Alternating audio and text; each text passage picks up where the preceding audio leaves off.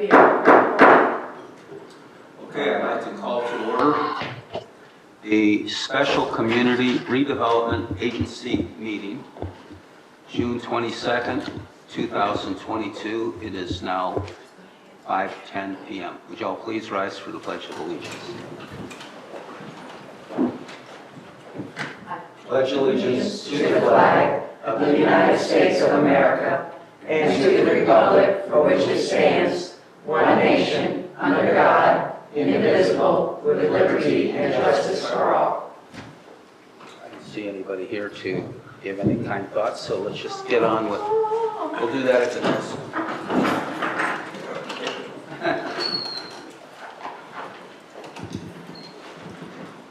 Okay, Ms. Odom, roll call. CRA. Mayor White, Present. Vice Mayor Hanchar, I'm here. Councilwoman Kenny, Here. Councilwoman Williams, Here. Councilwoman Covage is absent. Jan Smith, Finance Officer. Here. Georgina Sig, Community Development Manager. Here. Troy Slattery, Public Works Manager. Here. Julie Danowski, Records Clerk. Here. And we do not have any law enforcement here for this meeting. Attorney Hand. I'm here. The agenda for this meeting was posted on the city's website and City Hall Bulletin Board on Wednesday, June 15, 2022. Okay, Council, we're going right to the regular agenda, but before we start, is there any comments on the agenda that you'd like to make before we go to it? No, sir. Okay. Number one on the agenda is application for CRA Historic Preservation Facade Rehabilitation Reimbursement Grant PZ20220215. Nancy Yes. Bonavich. Sorry. Close, but not real close. Yes. 11876 Cedar Street. And is this, Yes. okay, Georgina? She's asking for, Wait a second. Is there any public comment on this? Okay. thank you. She's asking for a facade improvement grant to paint the doors and do landscaping in her front yard. So, so far, she selected the colors and everything. It went through historic board. They approved it. She's requesting the full $5,000 for this, and she submitted quotes and everything else that was required. I respectfully ask the council to approve going forward with that. Okay, do we have a motion to approve? So moved. Second. Okay, any discussion? No discussion. We already had public comment. All in favor? Aye. Opposed? Passes unanimously. Thank you. Number two, application for CRA Historic Preservation Facade Rehabilitation Reimbursement Grant PZ 20220299 Brad Sonaric. Nice names here. 2575 Walnut Street. And probably the best way to do it is you describe what it is, Georgina, then we have public comment. Absolutely. No one knows what to comment on because they don't know what you're going to say. Right? Sure. All right. In this case, he's requesting the $5,000 grant to do exterior cleaning and painting of the contributing structure. This is a contributing structure, by the way. It's the Walnut Street Meredith home. So he's requesting for you to approve the facade improvement grant. Okay, next presentation. Any public comment on item number two? Okay, do we have a motion by council? So moved. To approve? To Second. approve? Any discussion? All in favor? Aye. Opposed? Passes unanimously. We go to number three, application for CRA Historic Preservation Facade Rehabilitation Reimbursement Grant, PZ 20220305, Alicia Gallagher, 20705 Chestnut Street. Okay, Georgina, please. Yes, sure. In this case, she's only asking for 1,650 out of the 5,000.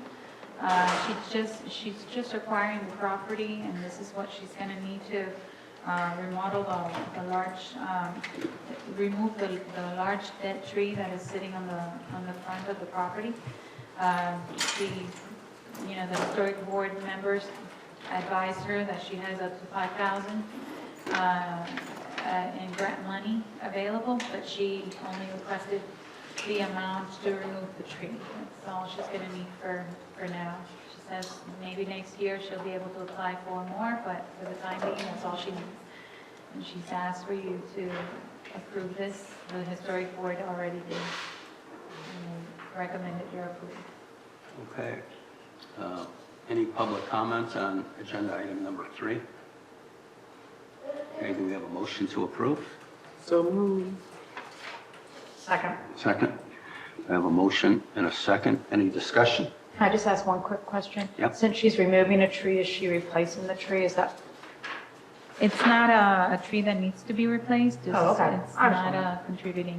It's not a heritage tree or. Okay, that's fine. I'm just curious. Yes, Thank you, ma'am. you're welcome. This is a question outside of the motion. How much money do we still have left? I was going to ask that. Yeah. We've approved so far about 7 grants, and we had 20, so, So we're not even We had- halfway there. yeah, we're not even halfway. But this is the last time that we have to come in front of you for approval, so. Is there a time limit when we recycle it for the next year, or this just carries over? This is it. We're gonna stop here, and then whatever was left is gonna be moved over to the next year. So if I do my arithmetic, 7 of them times 5,000, 35,000. So we have not used $65,000. About. That's amazing. For those that are listening, this is a program that if you're in the district and you refurbish your property and make it aesthetically look good, you can come in and get a $5,000 refund from the work you've done to improve your property, If approved. if approved. And this has been out there now for a long time, and we've only had 7 people take advantage of it. It's quite amazing. People say, what can the city do for us, or how can we help? You can't even give money away. It's amazing. All right, we do have a motion. I'm sorry. Go ahead. The deadline? There was a deadline, right? Oh, I'm sorry. There was a The deadline. deadline was July June? 7th, I think, or June, sometime in June and July. I know that the last meeting that we were able to present was this one, because So, and just real quick, I know we're going to get off soon, but, because I know I spoke with a homeowner, and they're going to definitely have it, they couldn't make June, the last historic meeting. So can she not apply? Or can she apply and then maybe go into the new cycle for the new It's- cycle? whatever applications we receive from that point forward, it has to go for next year. Okay, but she can still apply. and She can still apply, Okay. yes. I'll let her know. And just so you know, we're going to be putting signs on those that came forward and applied. We're going to put signs on their yard saying congratulations, Good job. you've used the grant. So that will probably promote more That's a people good to come idea. forward to do it for next year. Yeah, that's a good idea. So the question I would have I need to reply. Jan is, does this have to be reapproved by council to put it in next year's budget? Or is it something that automatically we have 65,000 to continue? Whatever the department head puts in their budget, you approve as a whole. Okay, So through the budget process. So you're not approving it to be carried forward. You're approving the amount Georgina has put in her budget. because it's automatically going back in the bucket. It does. And she could, if there were enough funds, she could increase it, to 70,000. She could give out for So grants. realistically, we could just do away with it? We You can- could, yeah. We can add 35,000 back to it and start back at 100? You absolutely could if the funds are available. Gotcha. Okay, we do have a motion and a second. And I think there's no further discussion. We need a vote on agenda item number 3. All in favor? Aye. Opposed? Passes unanimously. Thank you. Now we go to number 4, public comments. These can be comments, we already went through the agenda. These can be comments just on anything you would like to bring to council's attention. For the CRA district, Could it be on anything or just, it really should be CRA. with just it. okay, okay. And you'll have your Sorry. opportunity in the next, no, that's good. Okay, no public comments. We have a motion to adjourn. So moved. Second? Second. All in See y'all favor? tomorrow. Aye. We will have our regular, our scheduled meeting, special meeting in 10 minutes. Okay, call to order. This is the City of Dunnellon Special City Council Workshop, June 22nd, 2022. Would you please rise for the pledge of allegiance? I pledge allegiance To the flag of the United States of America and to the republic for which it stands, one nation, under God, indivisible, with liberty and justice for all. Joe, please remain standing. Is there anyone in attendance that would like to say a prayer or give us some kind words of guidance? And I'll just, would you like to say something? Yes, please do. I'd like to take off my council hat and put on my other hat, because I am a resident of the city of Dunnellon. May we bow our heads, please. Father God, we come to you right now giving you thanks for the many blessings that you have bestowed upon us. We pray, God, that you will have your way in this meeting, that your will be done, because it is the only great and perfect will, and you are the one who knows all things. Lead, guide, and direct. In Jesus' name we pray. Amen. Amen. Thank you. Everyone have a seat.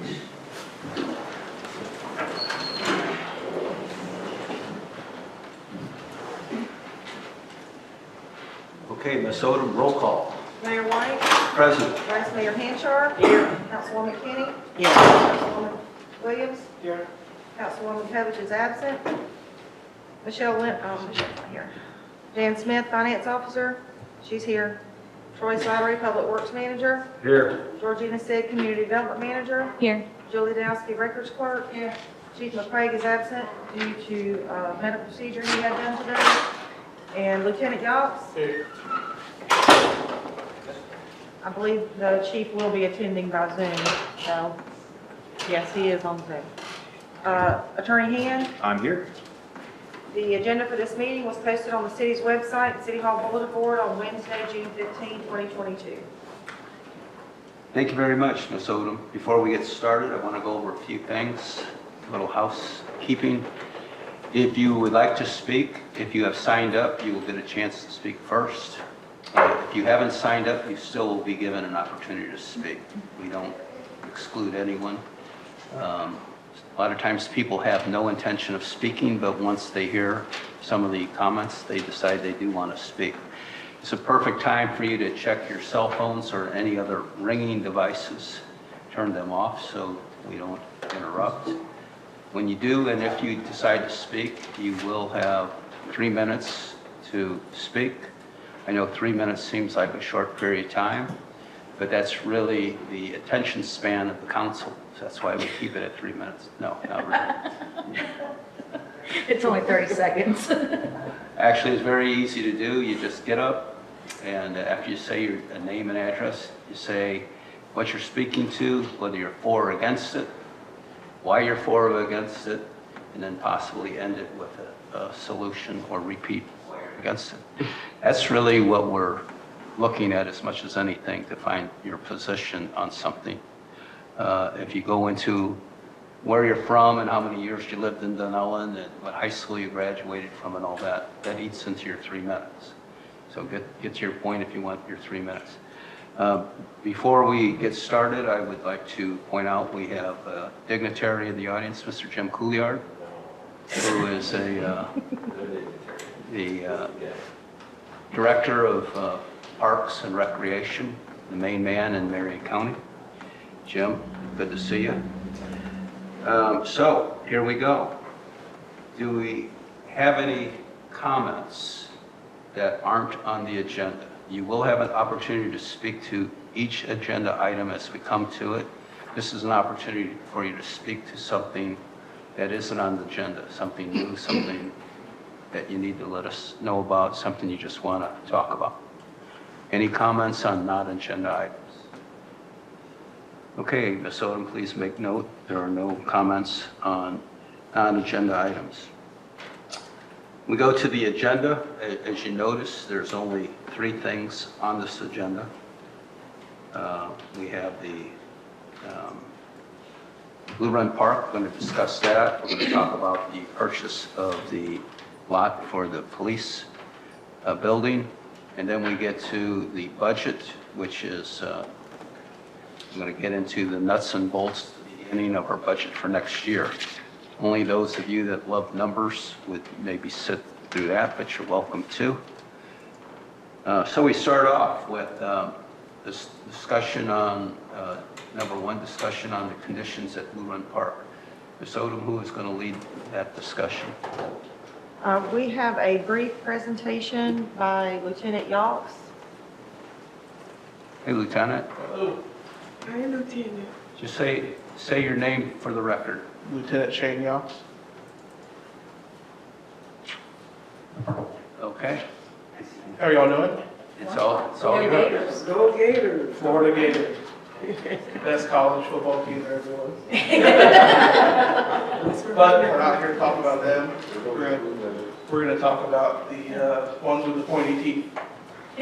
So why am I here? We got some alligator complaints. Troy received, beginning June 7th, you got an email about a lady seeing a 12-foot alligator near the bank of the walking trail. 12 foot's pretty big. At the same time, she said she was warned as she was walking that there was another alligator crossing the trail. Around the same time, they got a phone call at City Hall, same kind of complaint. They saw large gators near the walking trail. And she also said that she heard a lot of grunting, and we'll get into that in a little bit. And Troy also spoke to numerous people at Blue Run Park who said the same thing. They saw some large alligators and they didn't. They appeared to be a little too friendly when it comes to people. And just recently, as of yesterday, at that DRA across from Robert's funeral home, we've gotten a call about the alligator in there now. So I just want to give some articles of some alligator attacks that happened this year. So far there's been, last year there was 9 total reported to FWC. This year, this was in Largo. This was a guy that liked to wade in the water and collect those Frisbee discs, the disc golf that they play. He's been warned not to do it before. And unfortunately, he was attacked and they found him later on with only 1 limb. So the next one, this one's in Northport. This was at 12:30 o'clock in the morning. A guy heard some rustling in the bush. He thought it might be a dog. Investigated and found out that it wasn't a dog, it was an alligator. It rushed him and took a chunk out of his leg. And this all happened this year. This is one in Tallahassee. A guy's walking with his black lab on a greenway trail in Tallahassee. He's playing ball with him. Black lab gets dragged into the water. Unfortunately, they found him deceased, floating in the water. They ended up catching this alligator. They think it was either the 9-foot 2-inch alligator they caught or a 6-foot 6-inch alligator. This is, I believe, the most recent that we've ever had. This was Mr. Dotson. This happened on the River Drive down here. Mr. Dotson lived across from the water, but he liked to swim back and forth to the Citrus County side and back to Dunnellon. But he often did it with his dog. And on this day, he was attacked. He survived, but he was attacked and was able to make it back to the bank and get some help. And I believe they caught 3 alligators within the 35 yards of where he was attacked.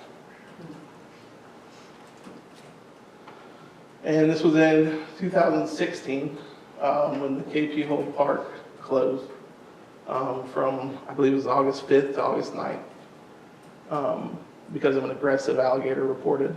And they ended up catching an 8-foot, 5-inch female alligator out of the Rainbow River near the swimming area. So once they caught it, they were able to open it back up to the public. Just some alligator facts. Mating occurs May or June.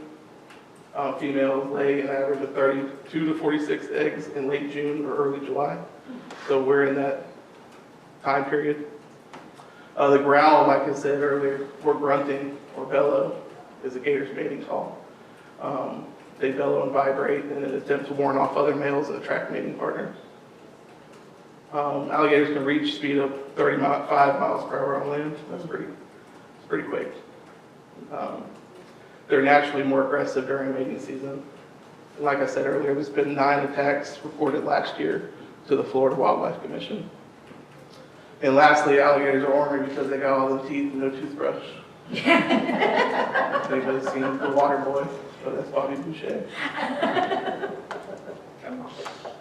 Some safety tips. Now these are, a lot of them are obvious, but we'd like to just kind of give the information to everybody. Leave the alligators alone. Pay attention, keep an eye on your surroundings. Don't feed alligators, obviously. If you're fishing, throw your fish scraps in the trash cans, don't throw them in the water where you frequent. It's just like feeding them, even though you don't mean to feed them.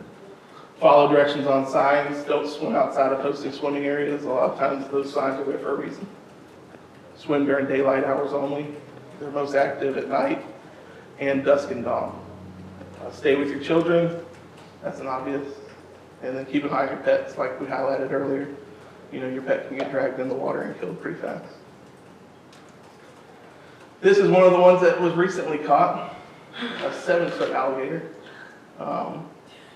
The first one was caught around June 12th. It was a 6.5.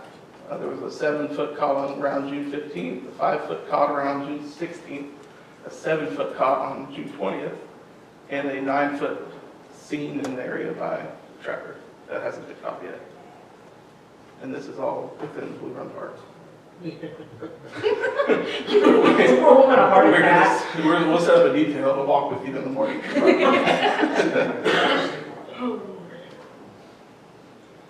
And that's it. Brief presentation. Just want to give you guys some information on alligators and some articles of alligator attacks. And I'm no alligator expert, but I can tell you they're pretty dangerous. Okay. Any questions by council?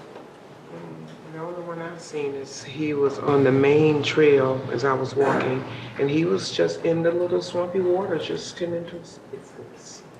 But then one of my friends out there said that she saw one going across, but he didn't bother with them, so. But I haven't seen that. It is scary though.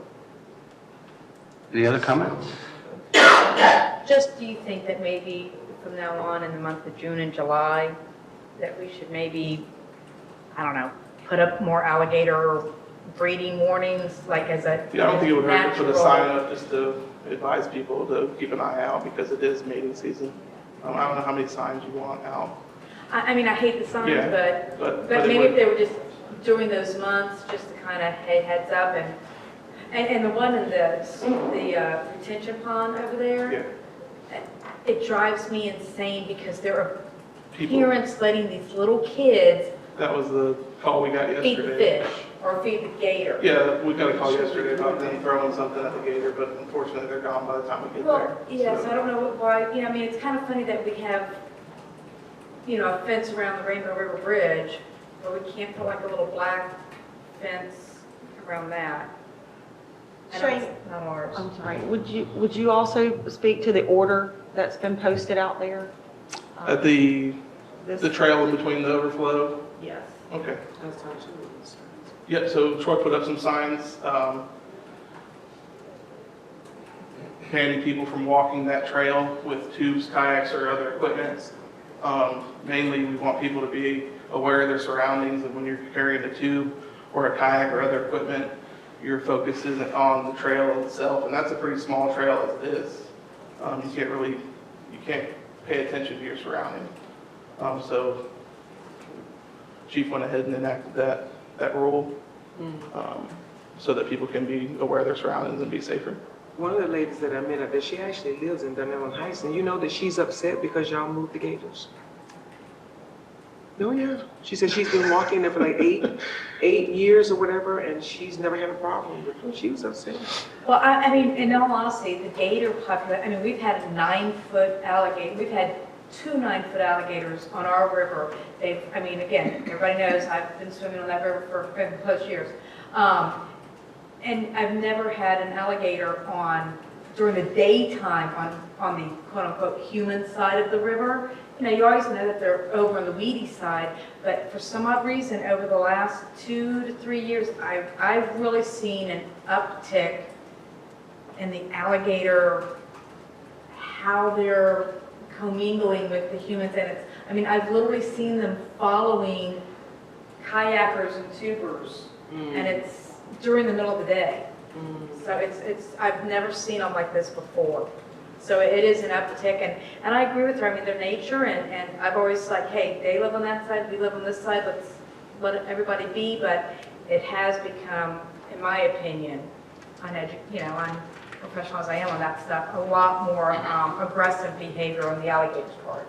There's an elderly man that walks out there. He walks pretty slow. And he said that they come out usually in the afternoon or late evening. Yeah, during the mating season, I read that they'll bask in the sun during the mating season. But I walk real early, so they'll probably sleep. Yes, ma'am, that's what they're doing. Yeah, they're asleep. Lieutenant, I have a couple comments and maybe a couple questions. I'll see if I can answer. What you showed us is verifiable, and it is being handled by the Florida Wildlife Commission, right?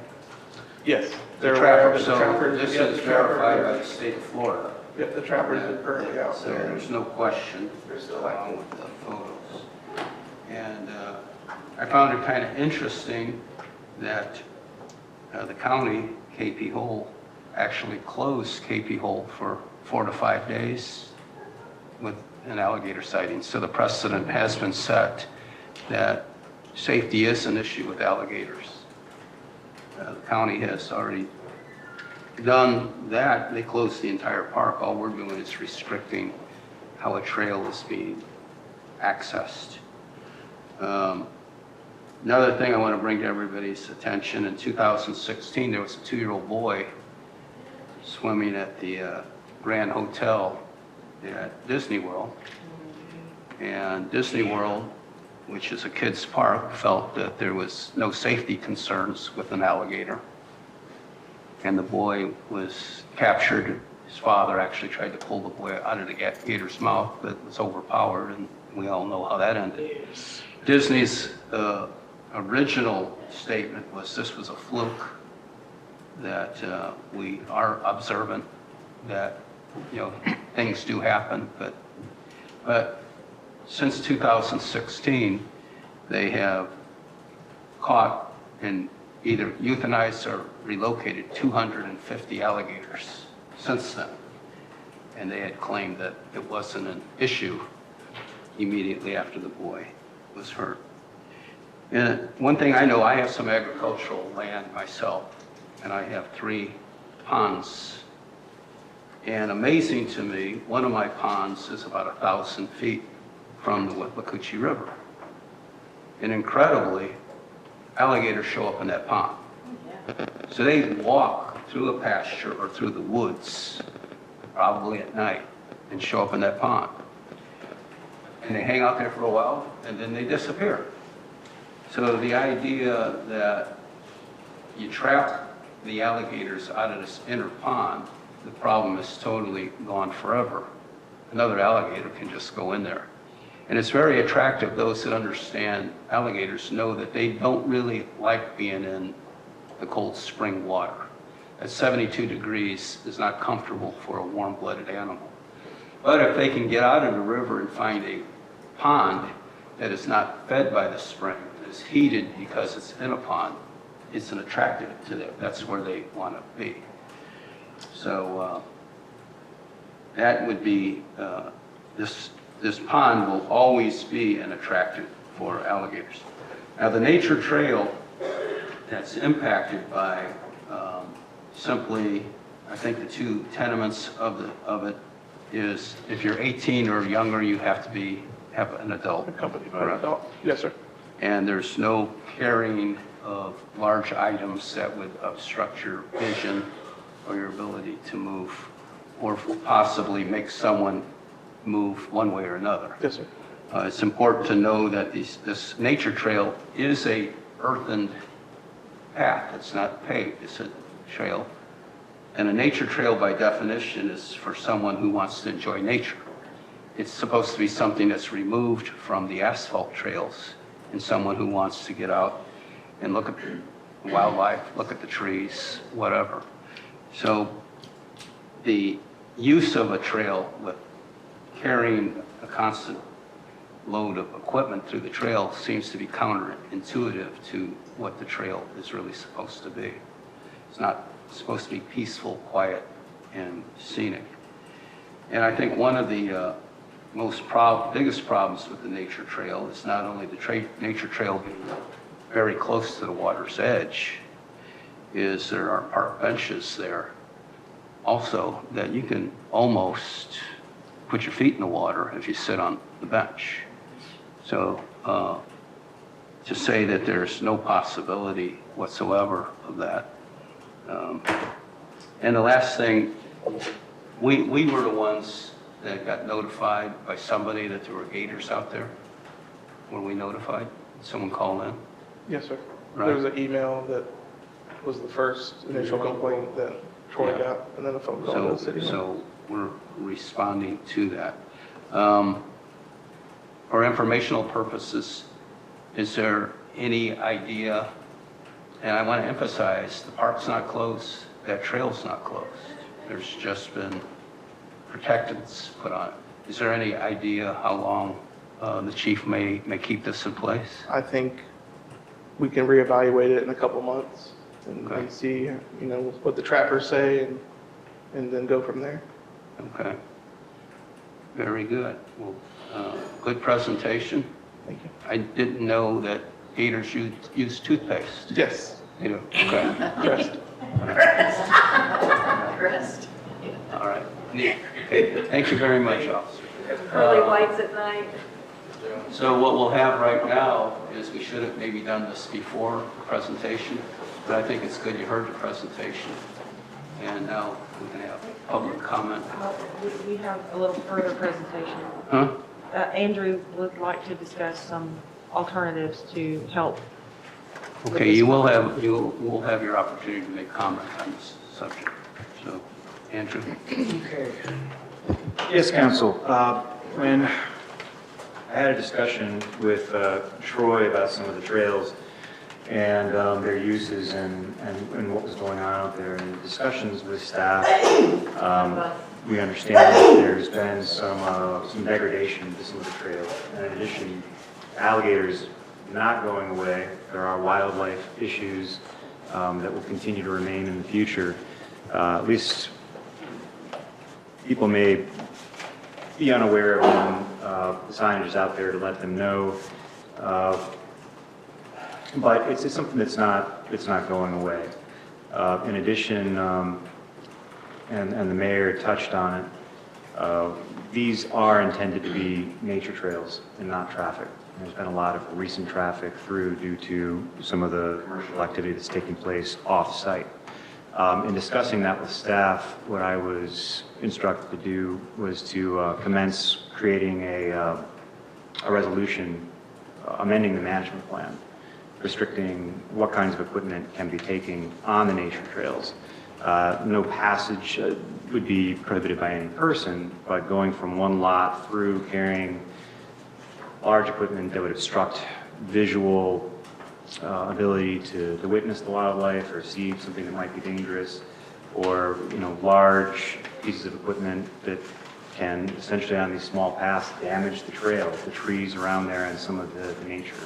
So one of the things I wanted to do is make you aware of that and gauge your support for that. So what we would be doing is drafting that up this week, sending over to FCT as soon as possible and bringing that back to you for a potential change to the management plan, as well as resolution or ordinance enactment to protect these trails and the people on them. Thank you very much. So considering a resolution defining what the trail is to be used for. Exactly. It would be similar to what you see in the chief's order. I don't think that, and of course, that'll be up to council exactly what they want to put in there. I think the age restrictions in discussions with staff would be temporary, but the equipment of that size and so forth would be kept off the trails. Okay, thank you very much. All right. But that's something for another workshop on another day to discuss, right? It's something that we would be drafting up, send over to FCT, and make sure that they don't have any issues with it, which we don't foresee. And then that will come back to you, hopefully if we get a response from FCT, and they've been very cooperative, responding quickly in the past when we've been going through this plan as the ordinance was developed. We'd be shooting for the next workshop, first workshop in July, and then an enactment of whatever legislation the council chooses to enact, starting that process or concluding that process in July. Thank you. Okay, very good. All right, is there a necessity for council to give you direction to start working on that resolution? I've gotten direction from staff, but I did want to make sure that by consensus at least the council is fine with that, and that's the direction that we want to move in. All right, let's listen to public comment first and remind the council that we'll address giving him direction. Okay. All right, Ms. Odom, has anybody signed up for agenda item number 1 to speak? No, sir. No. Okay, no one has signed up. Is there anyone in the audience that would like to speak to agenda item number 1?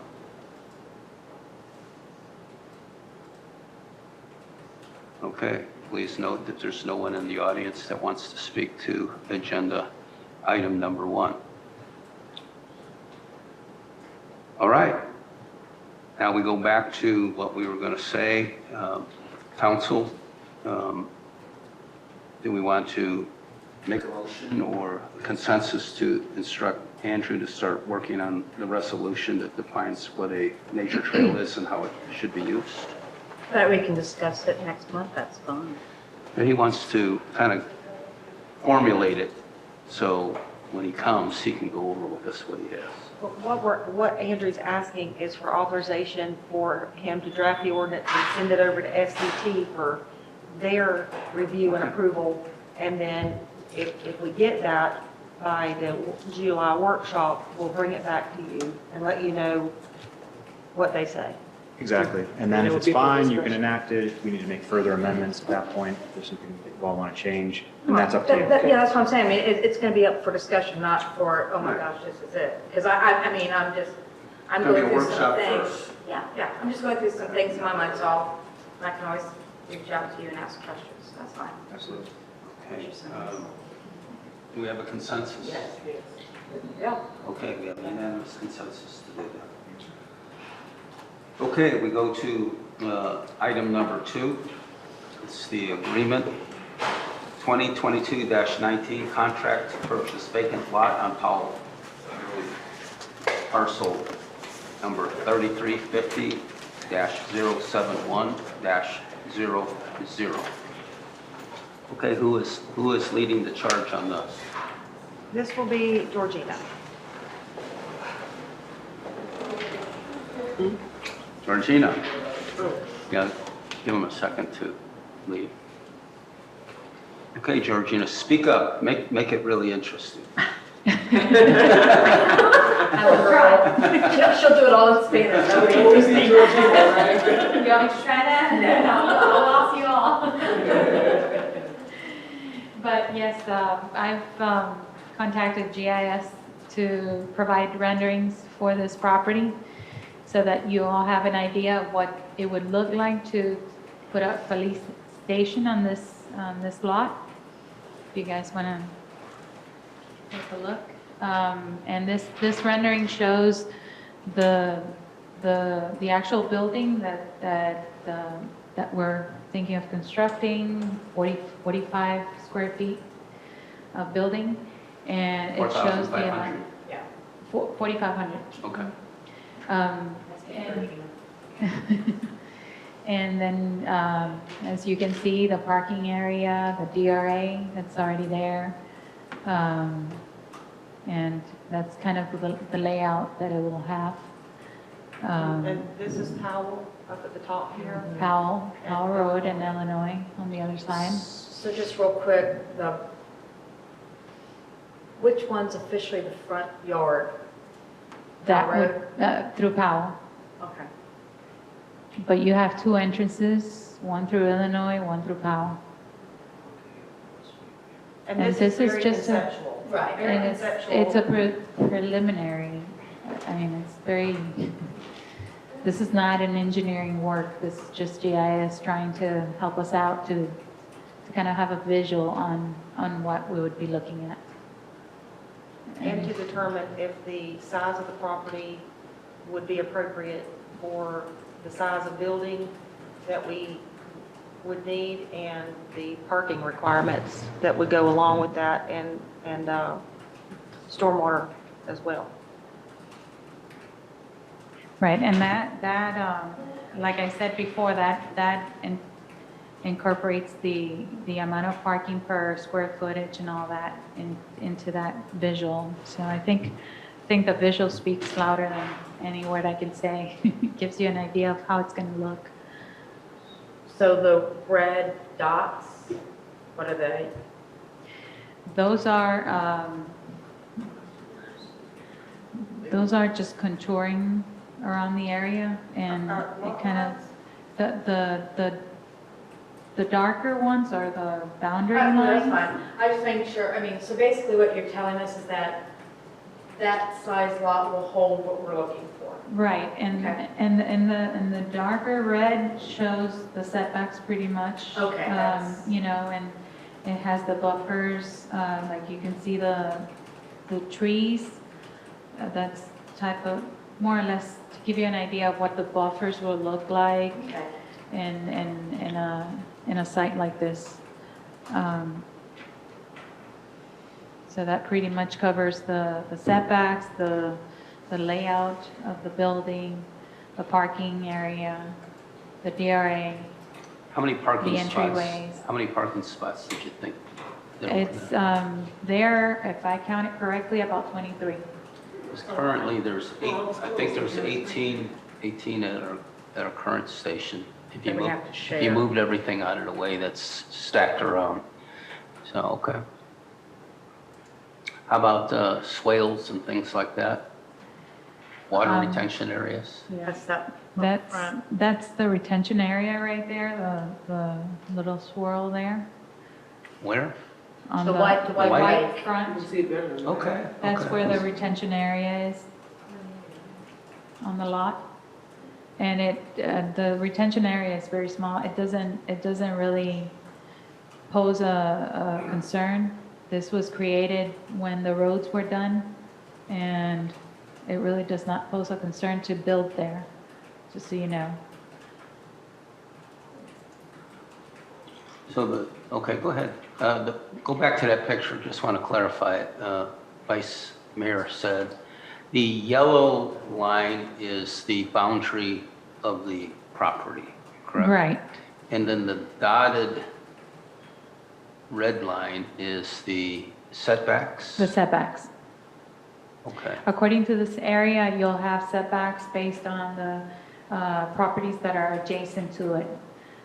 Public zoning by itself doesn't have any specific setbacks, but they go on setbacks that are assigned to the adjacent properties that are not public. In this area, we have a lot of RBOs and a lot of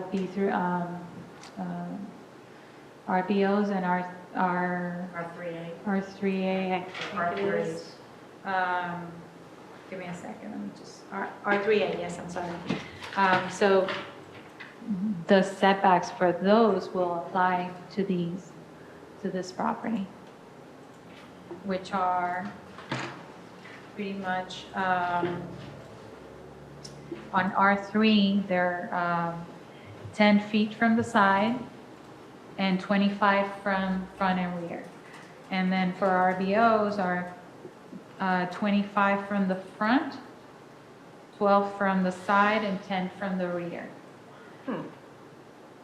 So basically how this is laid out is that if the property right next to it is an R3A, that side will have the setback incorporated for that R3A. If the property right behind it is RBO, then that setback will be in accordance with that.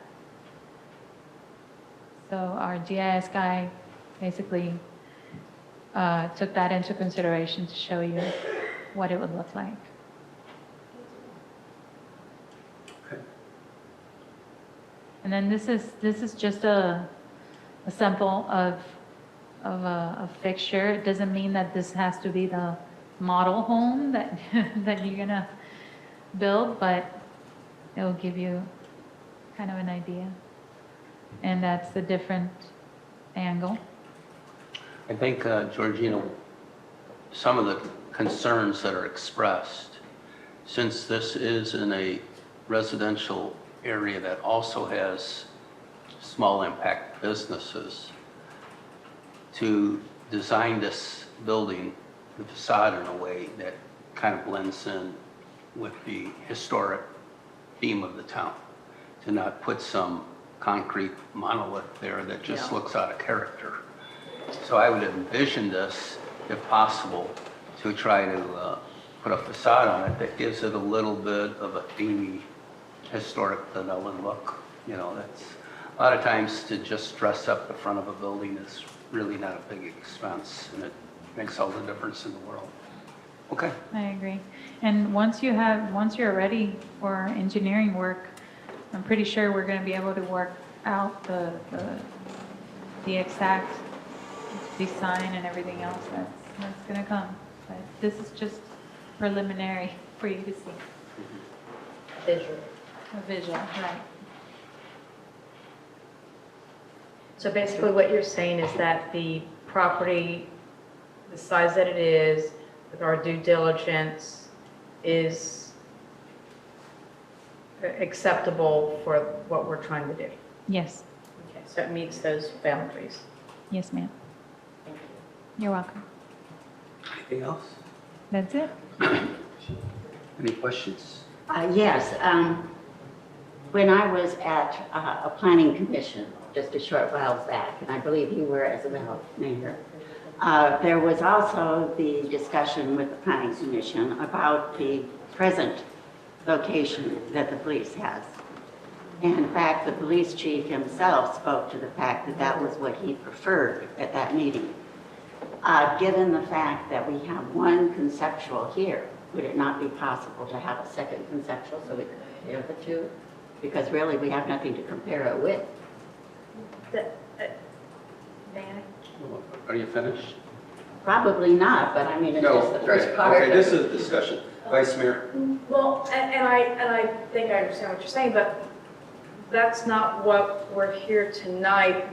We're under contractual requirement to determine if the property that we have a contract on during our due diligence period meets the requirements of what we're trying to achieve, not, well, maybe we'll do something at the next place, or, so I mean, we're under a contractual agreement to determine if this property fits our needs, and if it fits the needs like Georgina says it does, then I don't know how, I think we're trying to talk two different things here. No, I don't think we're talking two different things. I think we're talking that if we acquire this property, that it would be for the police station. Yes. Is that not true? So, but my question is, something as important as the police station, in my mind, should not be left to five of us in just because we're representing the people here. I think it should be a referendum where the people themselves decide, yes, I would like to have it in the historic area. I'd like to have it on Powell, or I would prefer where it presently is. But I don't think that we should be making a decision that the taxpayers are going to be paying for. I think they should have a referendum that says, yes, this is what I am willing to give my money for, and this is what I approve of, and they should be participating in this decision. Thank you. Ms. Williams? No comment. Any further comments, Vice Mayor? We have had so many comments about this police department and all the, I think we're just looking at the contract, and if we're going by what the contract says, then yes, this is a piece of property that meets the needs of what we were purchasing it for and how we went under contract with it. Okay. And I would like to say that the reason we're having this special meeting is because we have a time-sensitive contract. Correct, Ms. Odom? Correct. And our next scheduled council meeting would have taken us out of that due diligence period. So the sole real purpose, we have added some other business on, which we usually do, get some stuff done. The sole purpose here is to make a decision, as Vice Mayor said, to either purchase this lot or to not purchase this lot.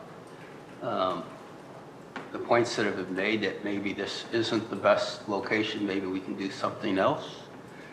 Yeah, that does connect into this. Certainly if there's a better mousetrap, we want to examine it.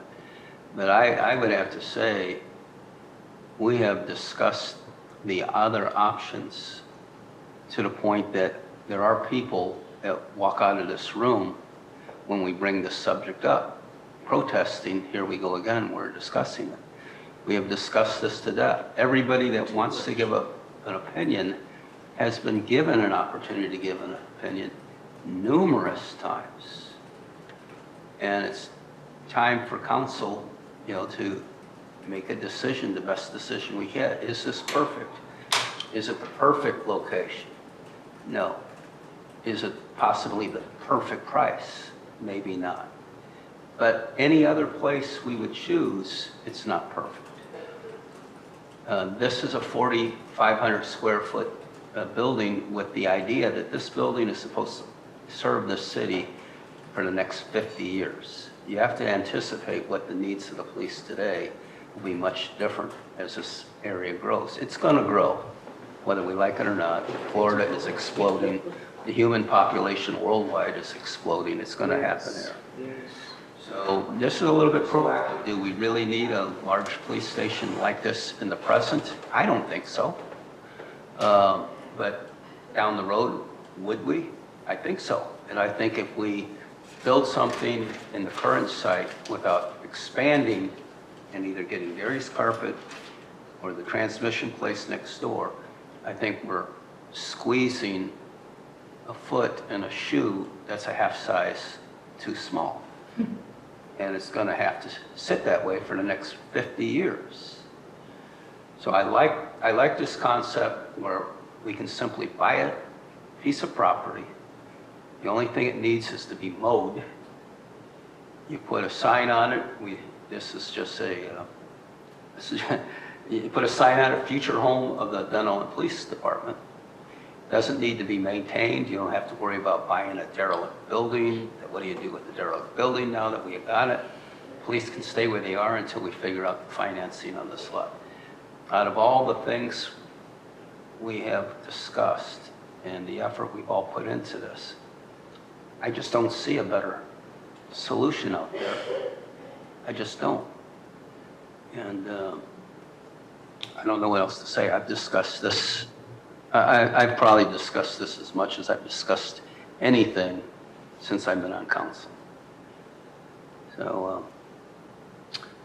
Have we ever considered sending some of our opinions out to the public in terms of a survey or something like, at one time, we used to let the public know exactly what our intentions were or what our thoughts were.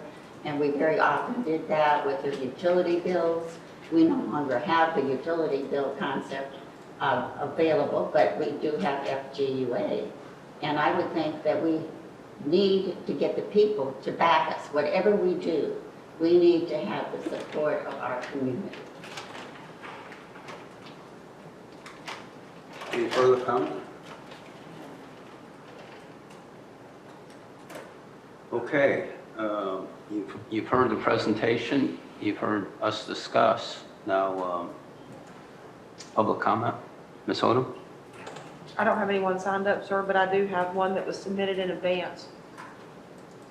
Okay, usually anybody in person, we let them speak. So no one signed up. Is there anyone in attendance that would like to speak to this? What we're coming to right now is we're going to make a motion in a second to decide whether or not to go forward with this contract. So this is, you want to say something, here's the time to say it. Yes, this is the art. Thank you, Brenda Diarra, 11661 Camp Drive. Have gone on record before, and I'll reiterate, I still think it is the wrong location. I strongly feel that. I drove by it again today. It is not consistent with a comprehensive plan. It would require a zoning change. It's in a residential neighborhood. The other thing I would say is I'm a little perplexed because at the last Planning Commission meeting, when Ms. Sid gave her presentation, it was the same one she'd given to the council. Chief McQuaid happened to be in the audience at that meeting, and you were as well, Mr. Mayor. And so I asked the chief to come to the podium and give his thoughts and what he would prefer. At that time, he said he would prefer to stay in the same location that the police department is now. And he said it would make it a much easier move for him and transition for him. So I'm a little bit perplexed why now we're back to the Powell Road property. I was also told that in investigating for the current location, there had been a little glitch or something discovered. But at our Planning Commission meeting last night, Ms. Walters said that Mr. Shepard had indicated that that could be very easily fixed, or it wasn't an issue that would stop that. When I spoke with you, Mr. Mayor, earlier, you said that the chief now wishes to have more square footage than they have now. I think they have 3,300 square feet. He wanted 45. And I suggested, well, since he said he preferred to stay in the same location, you could certainly go a second story if you wanted that same footprint and not expand. So I just wanted my comments on record. I know that you have the votes to purchase Powell property, but it would be my desire at some point, yes, it is a good investment, but to see maybe a community center, or people say they want a dog park, but I strongly feel it is not the right location. I do agree with what Ms. Kinney said. Maybe you say with the same diligence that when the public was notified if they wanted to keep the fire department or not, that you follow those same steps and get the input from the public. Thank you. Thank you very much. Anyone else? Ms. Hilton? I'll be just quick. Good to see you. How you doing? I'm still upright and haven't fallen down yet today, so I guess pretty well. My name is Mary Ann Hilton. I reside at 12078 Palmetto Court, Dunnellon, Florida. And I missed several meetings because there were some health problems. So I'm not up to date on the way things are going, but I do think that from the little bit I've seen and heard when I came in here this evening, that maybe it needs a little more discussion and a little more attention from the general public than what it seems to have gotten. And I think that that would be something that most of the people that have any interest in the city would appreciate. So thank you for your time and attention. Thank you. Pretty blouse. Thank you. Mr. Mayor, I would like to make a comment as an abiding citizen, not as an employee, Yes, if please. you allow me. Yes. Do I have to stand there, or can I do No. it from here? Okay. Well, Georgina Sid, 6597. No, just make your comment. Okay, great. Well, I've been here now for about 7-8 months, and I've been listening to the issues pertaining to the police station. And in my opinion, as a citizen, I feel that the police station should have more importance. And the thoughts and position of the police chief should be, respected, because at the end of the day, he's the one that runs that place. And they have needs. That police station has issues that can become liability for the city with employees there. And we need to, as a city, we need to pay attention to that and be respectful of that. I understand that since 2004, this has been an issue. We're not talking about just a year or two. This has been going on for years and years and years and years. And I feel sorry for you guys that you have to make that decision. But you as leaders of this town need to stand up and say, okay, this is enough. Enough is enough. We have to make a decision, and we have to make it for the benefit of the department that pretty much secures our well-being in the city. So we have to be respectful of that. I think it's important. And Power Road property, I feel it's a great property. It feeds right into our historic district. It's right in the center of everything. It's a big property. It allows a great building in there. From a professional standpoint, it's a great place to build a building. I don't see any other option that is, strong enough to hold the police station right now. The police station building, the way it is right now, it's completely out of, it's not capable of entertaining a police station there. There's issues with the sites next to it, so I think we have to be decisive in this and make a decision. That's it, Okay, get it done. okay, Ms. And that's my comment. I'm sorry. I have to say something. Thank you. Thank you. Is there anyone else in attendance that would like to speak to this issue? Okay, please note. Did you say there was someone on Zoom that wanted to speak? No, sir, I have someone who sent their comment in writing and asked that I read it into the record. They couldn't be here tonight. It's from Kathy Dunn. Forgive me, I don't have her address. I don't have it memorized.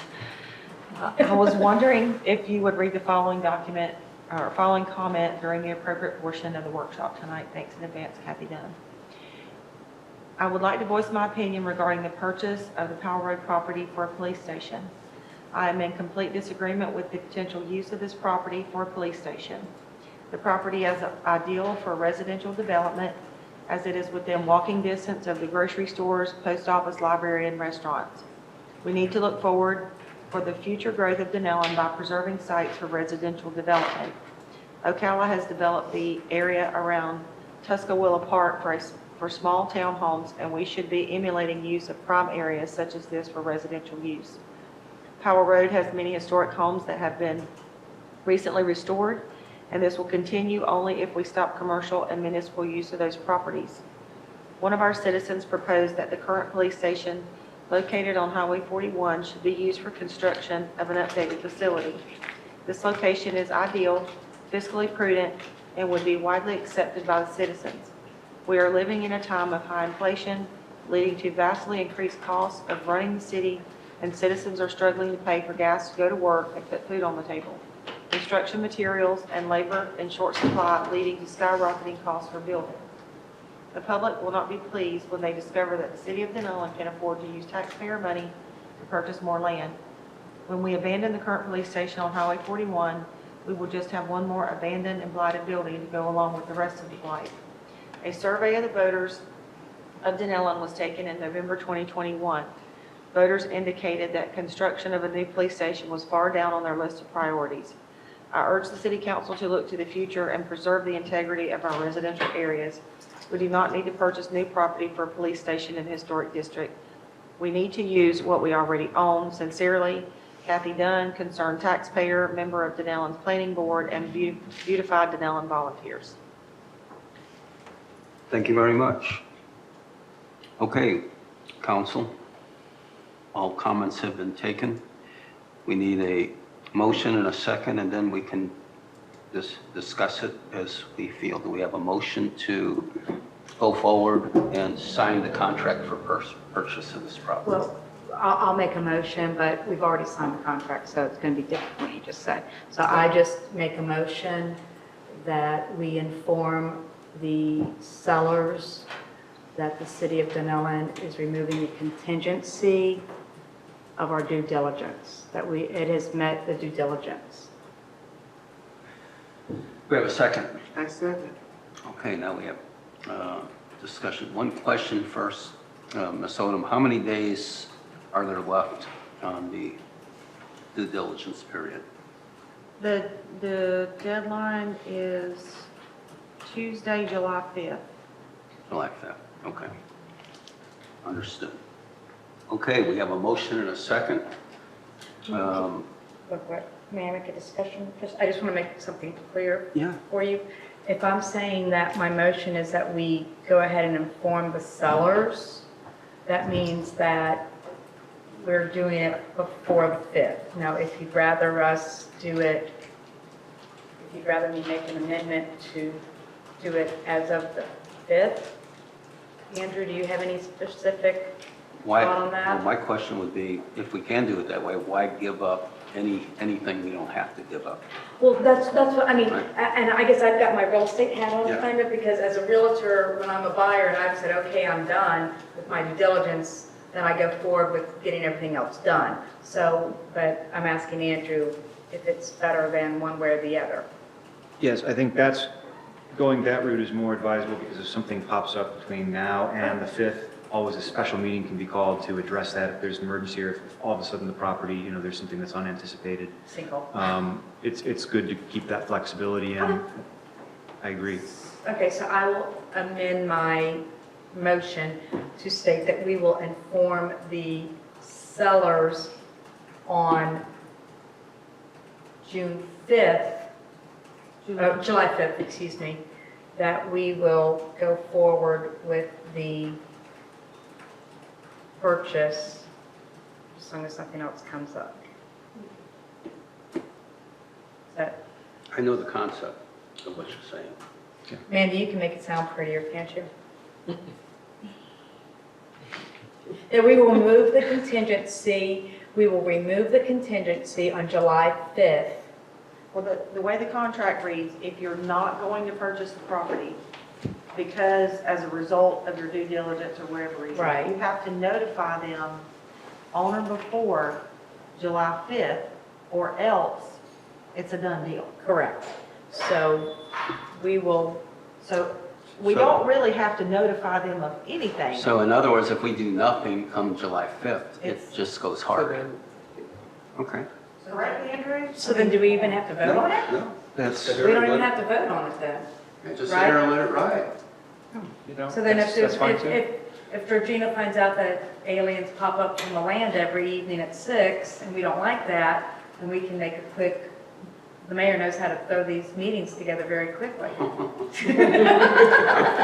Yeah. So, okay, so then there's no motion needed, so I'll withdraw my motion. Can I That's do fine. that, Andrew? So basically, it's a discussion by council that we're just satisfied up to this point. Just let it ride. If something comes up unexpectedly, we can get back together. Sounds good, okay.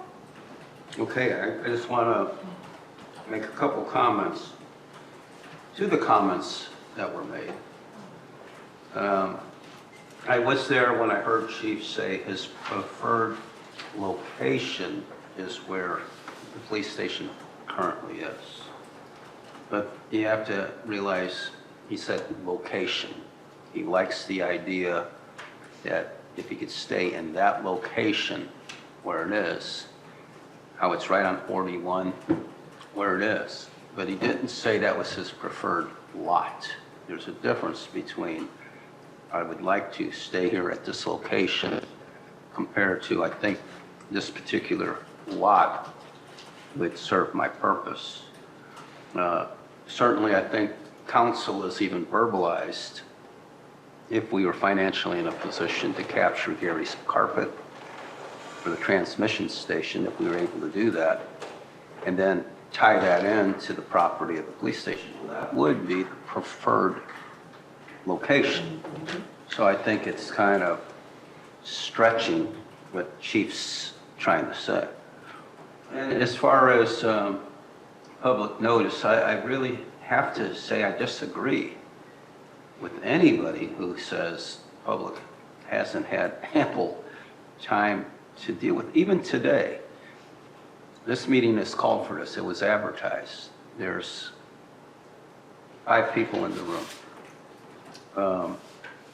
I don't know what more we can do. I have a mayor page, which some of you are familiar with. I put it out there. I give updates. It's out there. People know. So I just can't, I don't know what else the city can do. To go to the extraordinary event, effort of putting it on the referendum, yes.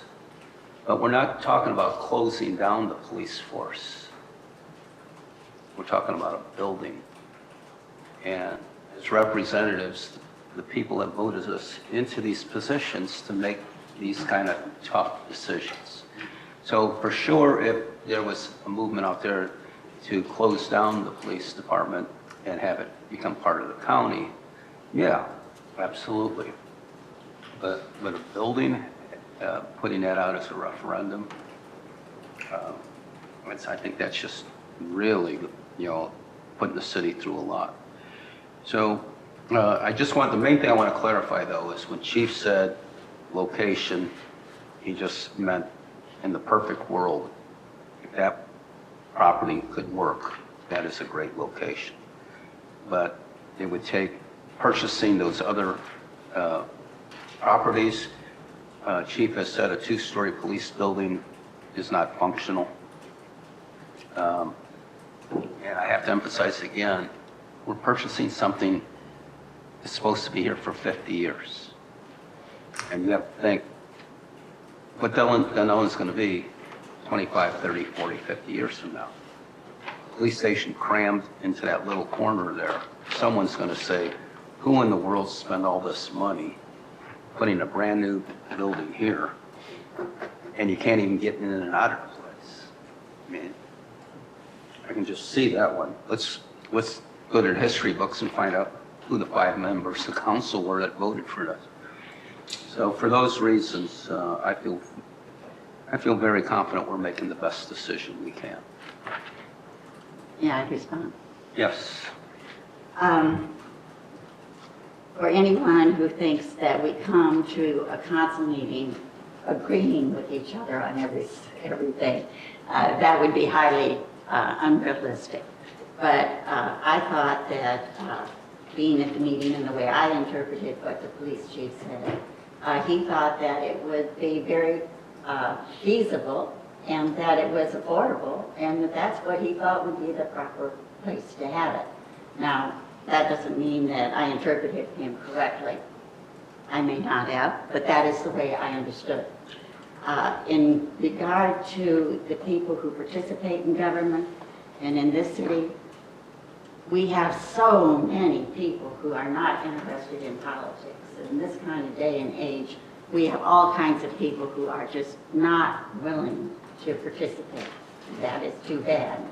But they do know when their taxes go up, and they do know when they have to be the ones paying for whatever decisions we make, that they would like to have a voice. So when you come to a decision that is important as this decision, something that could be important, as you said, for the next 50 years, I think they should have a right to determine whether they would, get some information. I think with their utility bills, they're going to be looking at those more closely than they are, unfortunately, the Riverland News. And we have people who really are senior citizens, people who are not engaged, but people who are concerned about how much money they pay for their taxes. They are concerned about the condition of the city. And a referendum on a police station, from what I myself investigated, is fairly simple. A resolution is made, the referendum is put on the ballot, and the property owners can say, yes, they are in favor, or no, they are not. And so I just wanted to make it clear that I think that we need to have the community behind us, and I think they need to be informed, and I think the best way to inform them is with their utility bill. And Ms. Kenny, I get your point, I understand. All I can do is maybe give you an example. Several years ago, the city won 2 grants, $600,000 and $300,000. And the city had a choice to make, $900,000. How do you want to spend the $900,000? You can spend it on utilities, or you can spend it on starting the Dunnellon Heights Road project. So we're talking about $900,000 right there. There was no consideration or thought of bringing that in front of the city for a referendum on how to spend $900,000. Maybe they didn't think of it, I don't know, but I will say this, in terms of our capital improvements, we can put things like that in our capital improvements, in our comprehensive plan. And I do believe that we have volunteer people who are on our planning commission, and virtually everyone on the planning commission, including the chair, does not think that this is an appropriate location. And I think that should be given some consideration. Thank you very much. Any other comments? Okay, I really like what you said, that council really, you just reaffirmed we're all in on this contract, and we're just going to let it ride unless something comes up between now and the 5th of July, correct? Unless we're directed otherwise, yes. All right, okay. That made it easy. Anything else? You have another meeting to go to? Please, tell us about it when we meet again. Hey, Mr. Mayor, can I just tell something very quickly, that some nice, good news? Sure.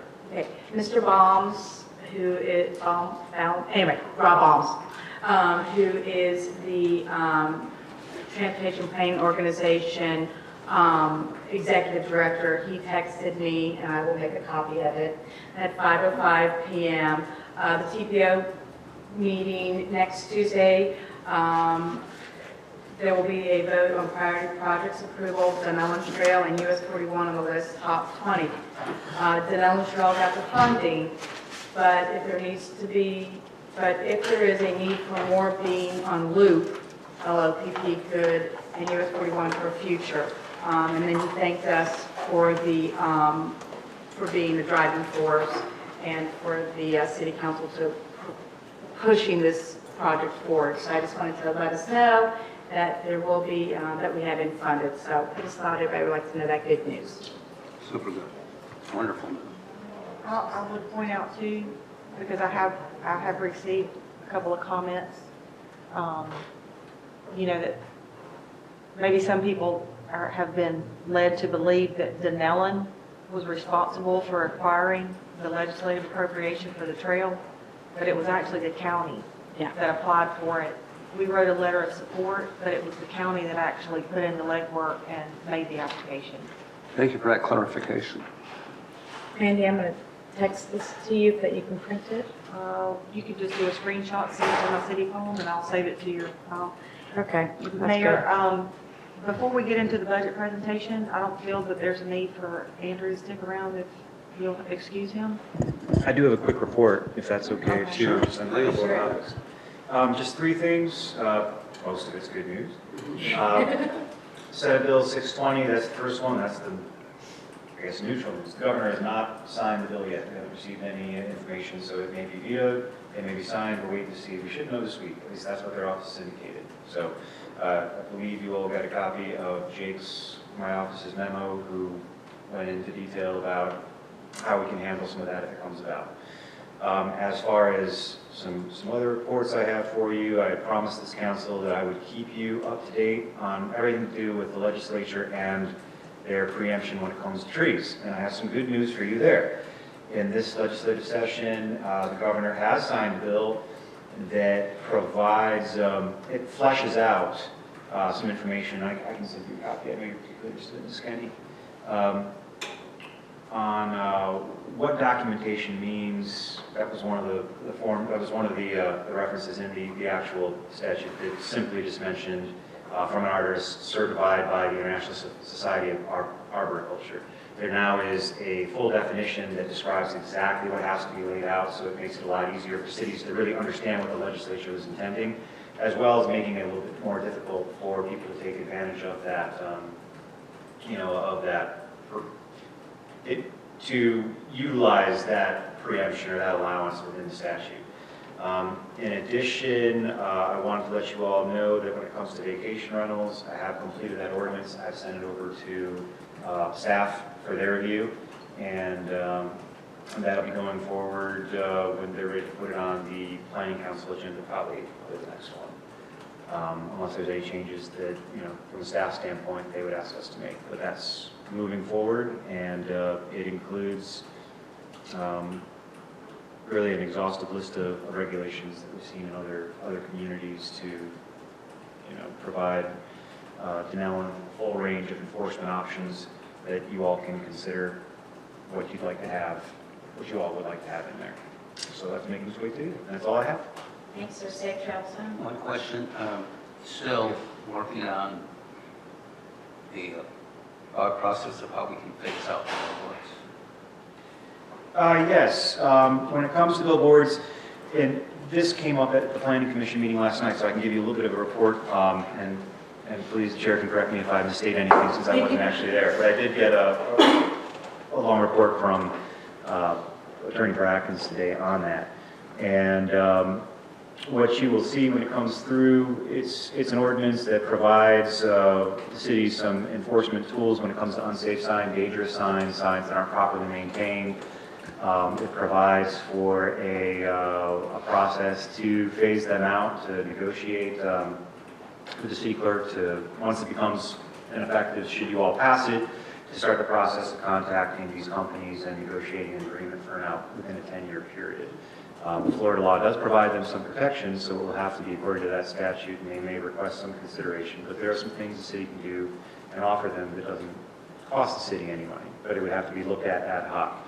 One of the things I think that's important that you should all be aware of, it's not within the city's code of ordinances, but within the comprehensive plan, there is a build-back provision for structures that are destroyed by disasters. So one of the things that Patrick brought up last night that we had discussed and he conveyed to the Planning Commission is that should either potentially be considered to come out of the comprehensive plan, since we have to confine within our regulations have to conform to the plan, or it could be modified so that they don't apply to signage. And as I understand it, the Planning Commission provided instructions for us to begin that process and approved the version of the ordinance that they reviewed, subject to changes that incorporate whatever changes are made in the comprehensive plan, to essentially eliminate that in full or eliminate it as it comes to just the signs. So what we will be doing, what I will be doing, is creating two ordinances that will be very, very similar, that change the comprehensive plan. The Planning Commission can review both of them and make a recommendation to council whether it will just apply to signage or just to strike it from the comprehensive plan in full.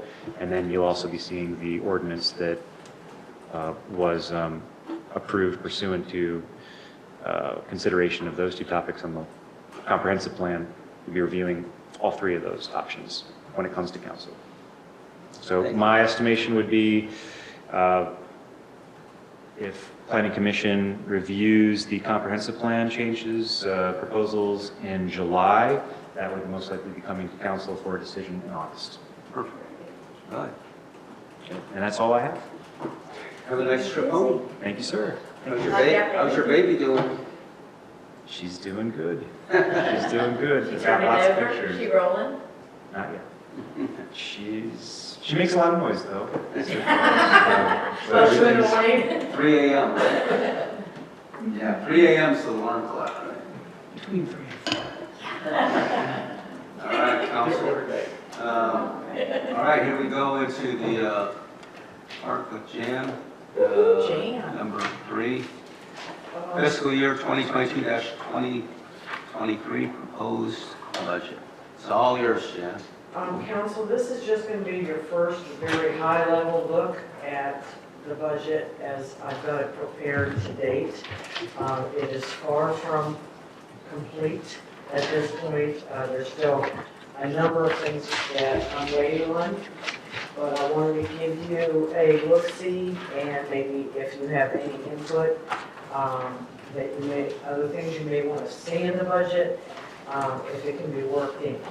So what I've done, as I do every year, I start with the current millage rate and attempt to prepare a balanced budget for you all without raising the millage rate.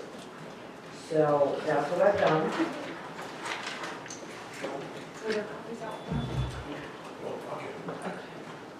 So what I've done is, June 1st, we get our first estimate of our citywide values. That first estimate shows that there have been increases, an increase of 8% in citywide value. This equates to additional ad valorem proceeds of $93,707. How much? $93,707. Now, Dunnellon CRA will, of that amount, the CRA will receive $27,000 of that. So there's a net increase to the general fund budget of $66,000. So it's not a lot, but it's better than nothing. The June estimate typically doesn't decrease. When I receive, July 1st, I receive the property appraiser's certified value of what the city's values are. Typically that increases a little bit. And that's what I will present at the next budget workshop. That will be presented, and that's what you base your proposed millage rate on at the next council meeting in July. So this schedule that is on display right now is basically reflective of just operations. And some new items in the general fund budget, a part-time police officer, $21,000 addition, a new full-time public works service worker 1 at the salary level of $39,000, that is gross with benefits and taxes. But what is offsetting that is Troy has combined 2 current positions he has to allow him this new full-time position. He's eliminating his seasonal mowing crew, which is $8,400, and a part-time service worker at $11,000. So the net increase in salaries to the budget is $19,000. There are 2 backflow devices that are mandated, one for City Hall, one for the fire department, $5,000. And archiving for social media, which is Facebook and YouTube, at $2,700. Now that is shared with the police department. So they 2,700 is half. So we get, it's not actually half. The police department is $900, and your city clerk budget, or council, I'm not sure where that's budgeted, is about $1,800. But it's still a $2,700 increase to general fund. Other notable items that I currently have entered in the budget, there's up to a 3% performance-based employee merit increase in the amount of $21,000. There's sanitation increases that I was informed of by Waste Management, a 4% increase for residential and commercial customers. A residential bill will go from currently $17.15 a month to $17.83 a month, or an increase of 68 cents. Annual increase, grand total, $8.16 a year for residential sanitation. Commercial is going to go from $33.30 to $34.64 a month, or an increase of $1.34. Annualized, it's a total of $16.08 a year. One thing I want to highlight, which I'm very pleased with and happy to see, right now, it looks like we're going to be able to add to our capital reserves in the amount of $72,000 by the end of next year.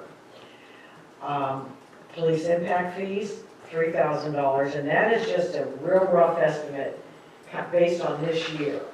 So if we have more development, that amount's going to increase. The 5-cent gas tax, the capital items that Troy has budgeted, which we'll go over after this, the funding sources have been other than gas tax money. 1-cent sales tax, ARPA grant funds, those type of things. So I'm anticipating that his 5-cent gas tax money, which can only be used for capital items, will all go into reserve. Now, I do not have any state estimates right now, so I have kept the same amount as what's in this year that we're going to receive. I won't get any state estimates till closer to the end of July. And then the general fund capital replacement reserve will see an increase of almost $17,000. That is mandated by your fund balance policy.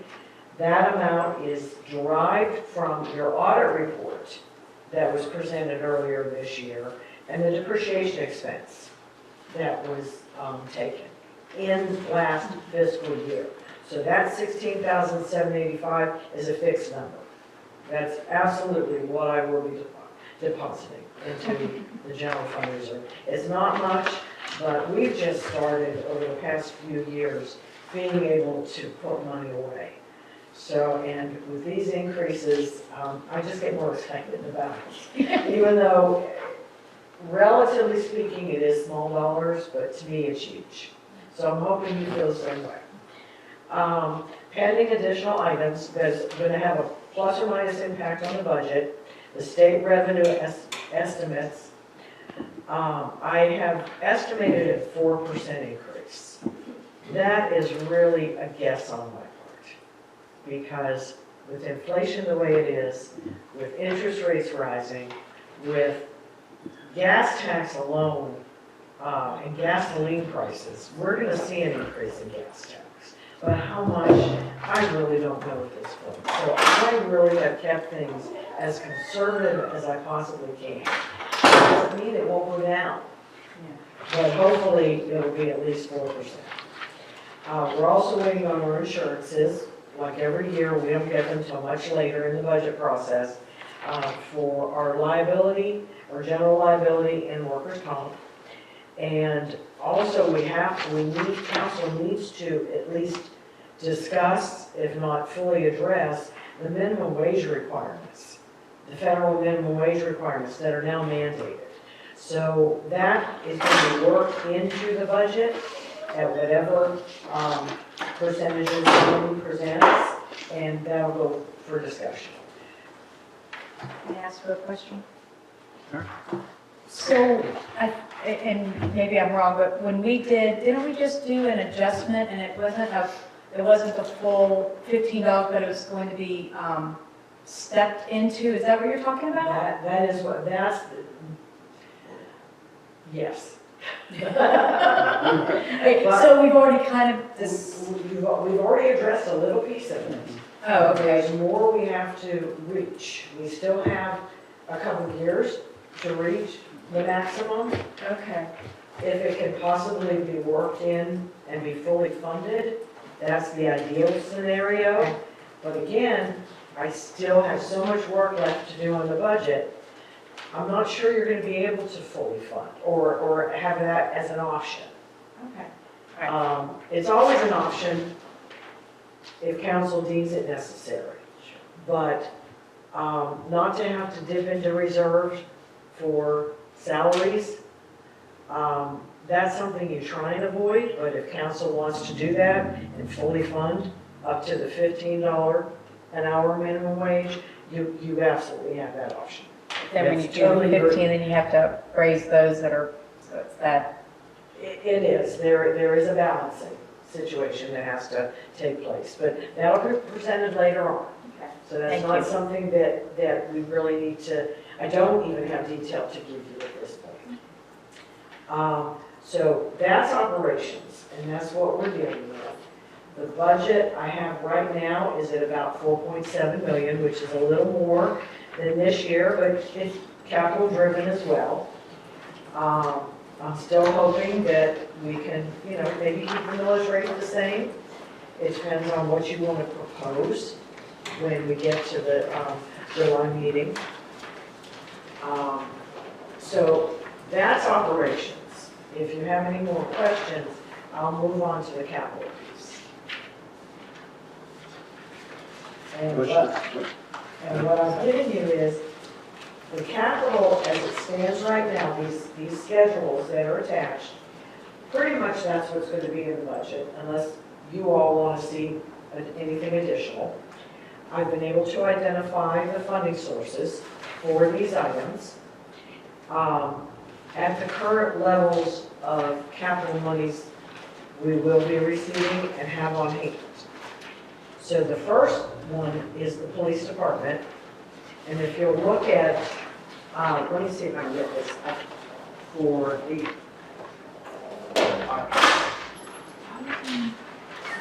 that's okay. With this Zoom connection, I'm on the couch. If you look at fiscal year, I'm going to try not to shine this in anybody's eyes. Okay. Let me try to blow it up some. I don't. Oh, I see it. My, for some reason, this isn't. I don't have that very page. well. Point me where you Oh, yeah. are. I've got it. Column, fiscal got year 2023, but you don't want to move over too far. Yes.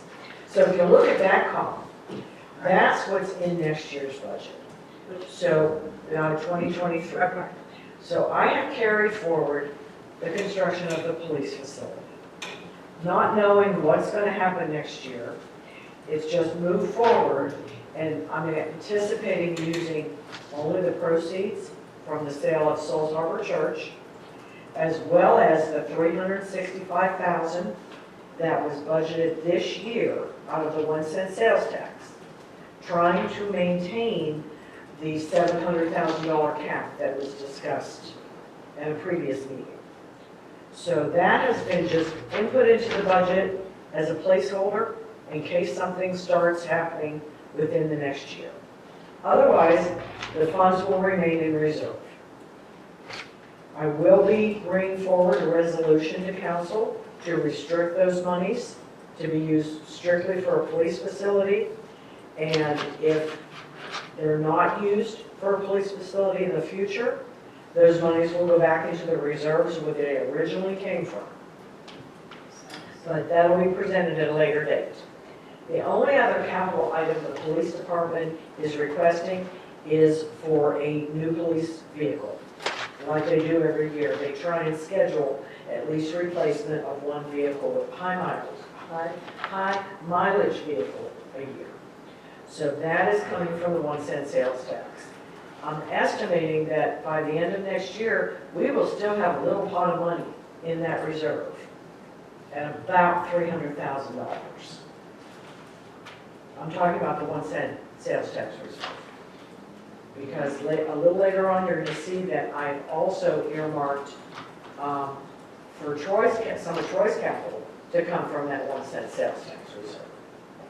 So right now, the police department is looking at about $735,000 in capital improvements for next year. Again, that's if something happens moving forward with the new police facility. Yeah. On the next page, we get into roads and streets. And can I ask you a question before we go to that? All right, I'm trying to break this down. So on the police facility, we have $570,000.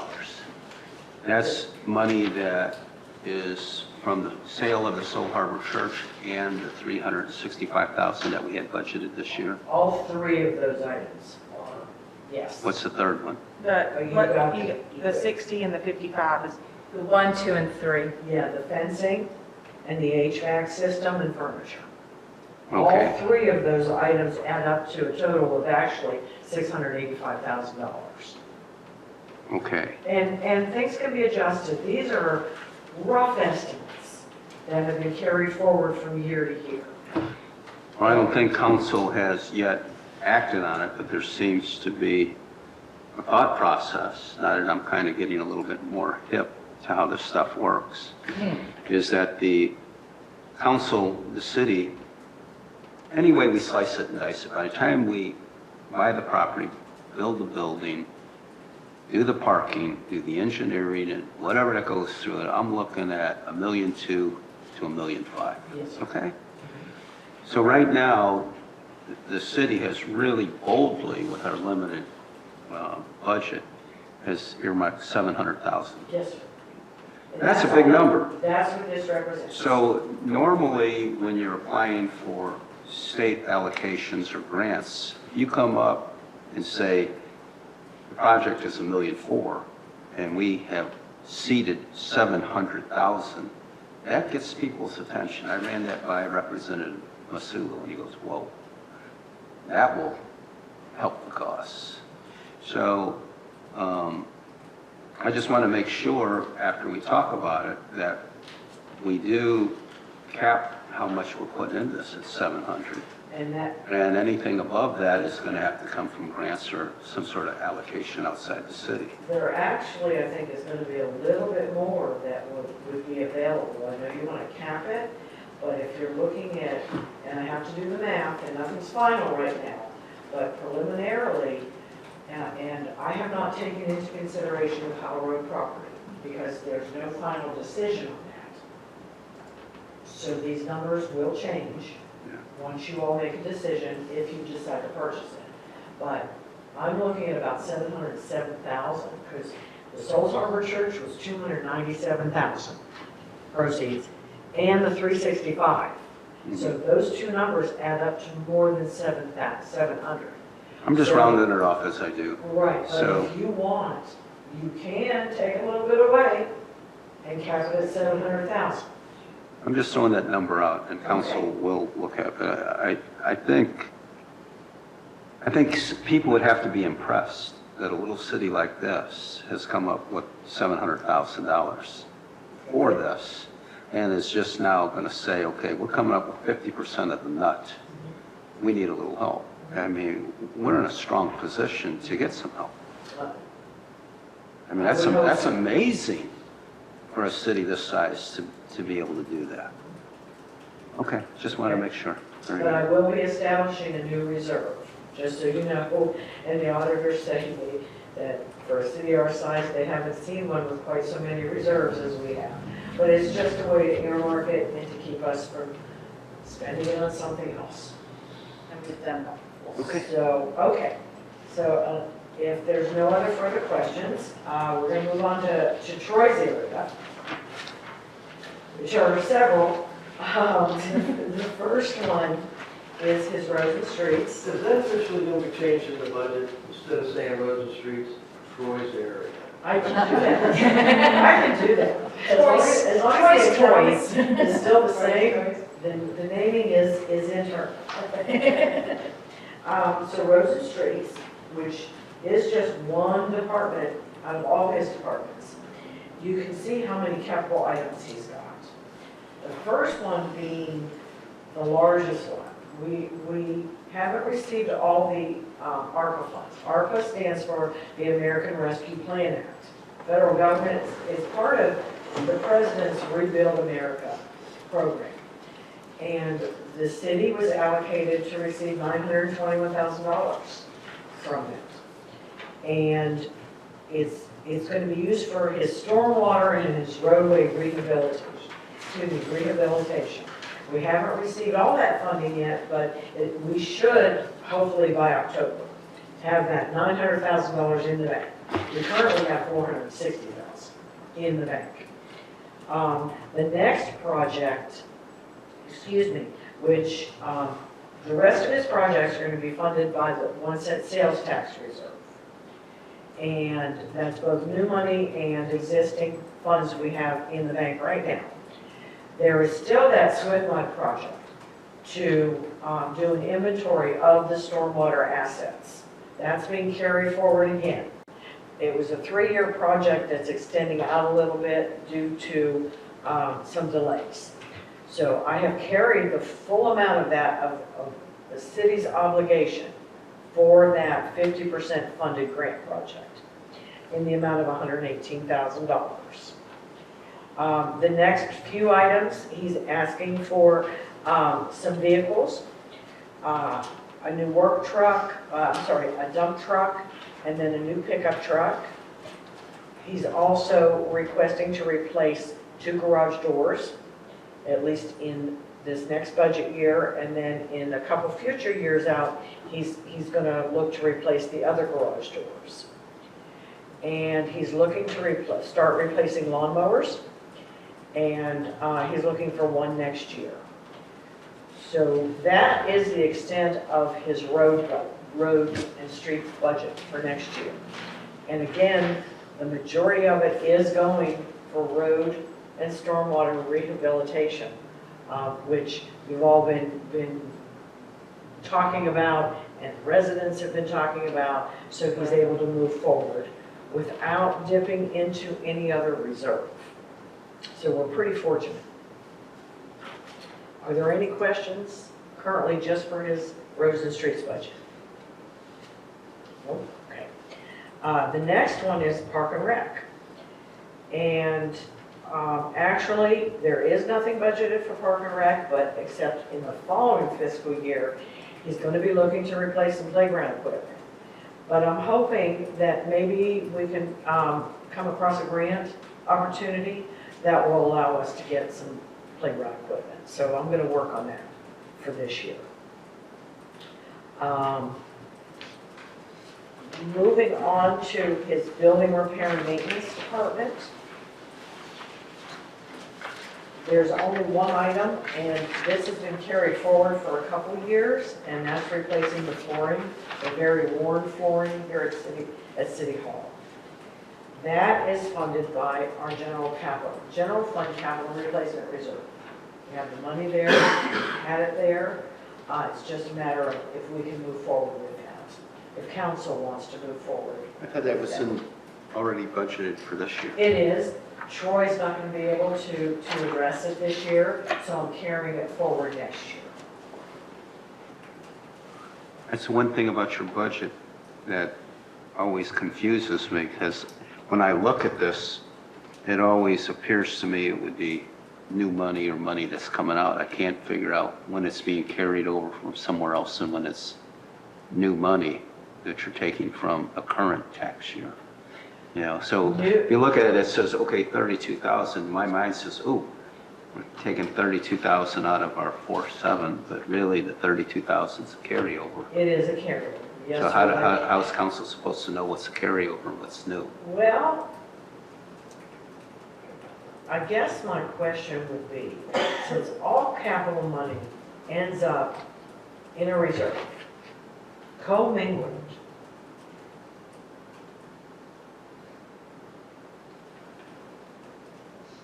what is, and this is just a question I have, why is it necessary to differentiate between what we already have in the bank versus what we're going to be taking in? You're asking me a direct question. I am, but I also identify. Respectfully, she is. I am, just because that's just something I need to know. But I also identify it in the budget. I detail out what we bring in from reserve, which you don't see this right now. And that is offset, and I identify what is new money. So that is something you will see in the line item detail budget. So there is a way to, Oh, there absolutely is. I can always tell you what is new and what was already sitting in the bank. To answer your question, the answer would be, the number could be cumulative over 1 or 2 years. Yes, sir. With maybe some addition. So as you're giving this a quick look, you see this big number right here and you say, whoa, why are we spending $100,000 on this? Well, really, we're only spending this year $25,000, but there's $75,000 that's been carried over. Yes. So that makes a different look. You know, why are we taking $100,000 out of this year's budget? No, we're not taking it. We're taking $25,000. $75,000 is coming. See what I mean? I do. I do see what Yeah. you're saying. But, and I guess that's why I do identify it in the line item budget, which I can show you at the next budget workshop. I'm going to be presenting that to you. Okay, very good. So we can go over how I present that. Okay. And you might Okay. could even add some more detail in the justification, you know, to say carry And hold over. on. Yeah. That would be a good, that's a good idea. Or Okay. you can always color code things. Let's go like that again. I will make sure I do add that level of detail in this capital spreadsheet. Yeah. Okay. That detail.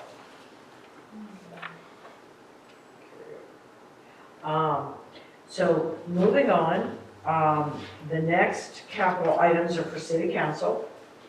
And this is reflected in your city council budget. We're looking at improving the audio video system here in the council chamber. And an estimated amount is $15,000. Excuse me, and we're also looking at a security system in the amount of $5,000. So for council, a $20,000 capital improvement budget. And to answer one question, Mr. Mayor, this money is money that we've had in reserve, it's not new money. It's from our savings account. Right, and I only know that because of the reserve it's coming from. But again, that's detailed out in the next budget I'll present to you. The next department is building inspector, which falls under Georgina. You all approved going for new software for permitting and code enforcement, and that is split between 3 areas. Building inspector, her community development department, and CRA. So I have split that here in this presentation. So building inspector will see $2,000 expense from that. There's also a scanner that's needed for another staff member that is assisting Georgina's department, and that's also in this budget as well. 50%. 50% is going to be borne by the finance department.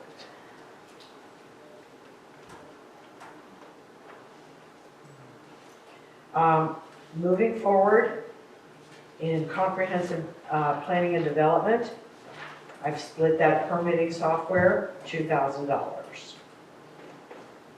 Finance department is the other 50% of this scanner. So that brings a grand total general fund capital items to $1.9 million for next year. That included the road and streets. Oh, yes. Okay. That includes the ARPA funding of Okay. $921,000.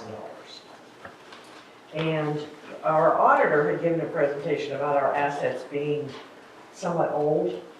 So if we can keep moving forward with these capital items, it just improves our financial position. And as long as our reserves keep growing, there shouldn't be an issue with that. And I'm really hoping that my estimates are too conservative for these revenues, and because of what's happening with the economy, that we'll see, I don't want to say a windfall for next year, because I don't believe it'll be a windfall, but I'm hoping it'll be more in the 5 or 6% range because CPI is almost at 6%. Even though we hear inflation is 8, when you look at it over 12 months, which is how you have to look at it, it equates to about a 6% increase. So hopefully, the state will take that into consideration and give us a little more money. That concludes my presentation on general fund. Again, it's high level, it's gonna change. So this $4.7 million that I've got up here is gonna change. It should increase a little bit for the next budget presentation because I will not have new estimates for revenue, but I will be adding some expenses to it. When will we have our next budget? The next budget workshop is July 6th, so it's not that far away, Okay. and that's at 3 p.m. And that's where I will have the certified taxable value to show you from the property appraiser, and we'll discuss your proposed millage rate, what you want to see going forward to your council meeting on the 11th. Right now, it's about a 5% increase to the taxpayer because of the increase in property values. Say that again? Okay, we keep our millage rate the same, Oh, okay, right. but our property values have increased. Yes. So they're actually paying taxes on a greater amount of value. So it actually equates to about a 5% increase. Based on this June estimate. That may change a little bit. If you decide to change the millage rate, it's going to change that as well. I would think everyone realizes with inflation that the expenses of the city are going up too, right? So I look at it, if my home is worth 30% more than it was 3 years ago, 5% increase, I think I wouldn't complain too much about, right? I'll take that deal anytime. And if we can, maybe do a quick little analysis of if your house is 100,000 this year and it's 5% more, what that would equal as a six, it's $19.95. Because you do hear 5%, it sounds like it's a lot. But if you see it as it's 33 cents a month, it's, it helps you budget your things. Because I know you and I have talked about it, I know we're excited that we might be getting more tax, 1 cent sales tax, or not 1 cent, gas tax. However, that means also that our police department, our road and streets, public works, and et cetera, have had to spend more money on buying gas. So there's there's that little fund. So maybe if we can just do a couple analysis of 100,000, 150, whatever. Okay. So that we can, when we talk to people, which we will, hey, it's going to be a 50 cent. It's going to be a 50-cent increase per month for me. Well, Troy would be the biggest advocate to explain the rise in costs. Yeah. I mean, you can talk to Troy. I mean, he's like shooting a gun in the dark, trying to figure out what things are going to cost. Even on a personal level, I ordered a couple round bales of hay. We're kind of in a drought. The grass isn't growing too good. And in 1 month, my hay went up 30%. 30%. I couldn't believe it. And then I called other feed companies, and some of them had even gone up more. So it's crazy. I don't know what this is. $69 a bale now? I don't get the cow hay. I get the horse hay, and it's 110 round bale now delivered. Sorry. I was just, And that's why. For those of you who want to know about question. hay, I can tell you a little bit about it. And that's why I'm really curious to see what the state estimates these revenues to come in at, because we have that 1 cent sales tax that goes straight to capital. It doesn't go to operations. Right. So we'll see. I just hope it doesn't go below 4%, because I'm really counting on this balanced budget that I've got right now. And I've taken into consideration some additional expenses that I have to input, that it's workable right now. So we'll see. Keep your fingers crossed. So unless there are any more questions, I'm going to move on to CRA.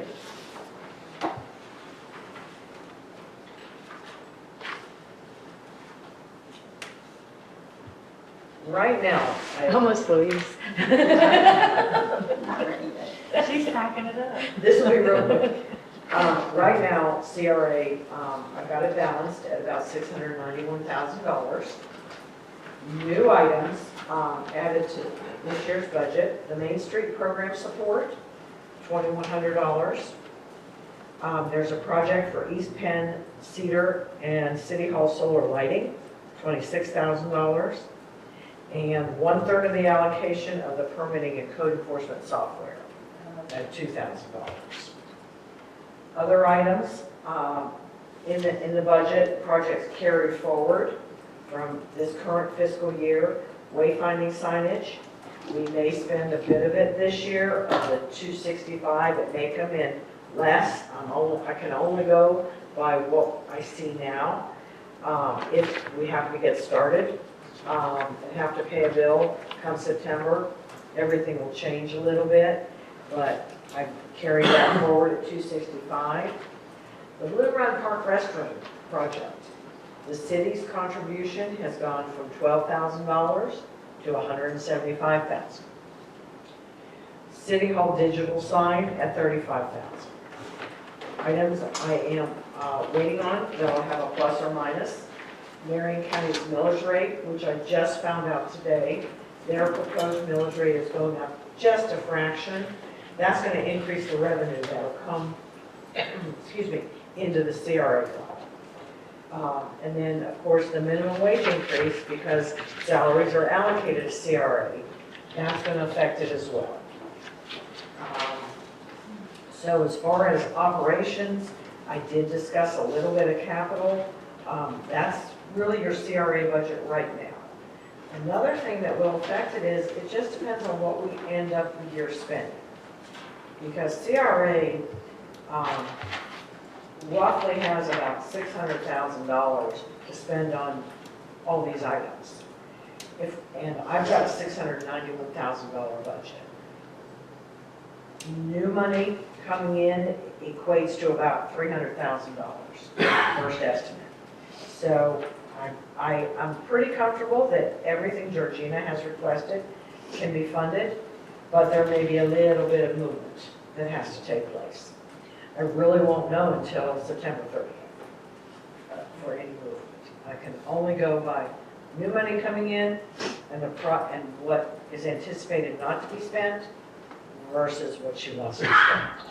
So this probably won't change that much in your next budget workshop. General fund will be the biggest.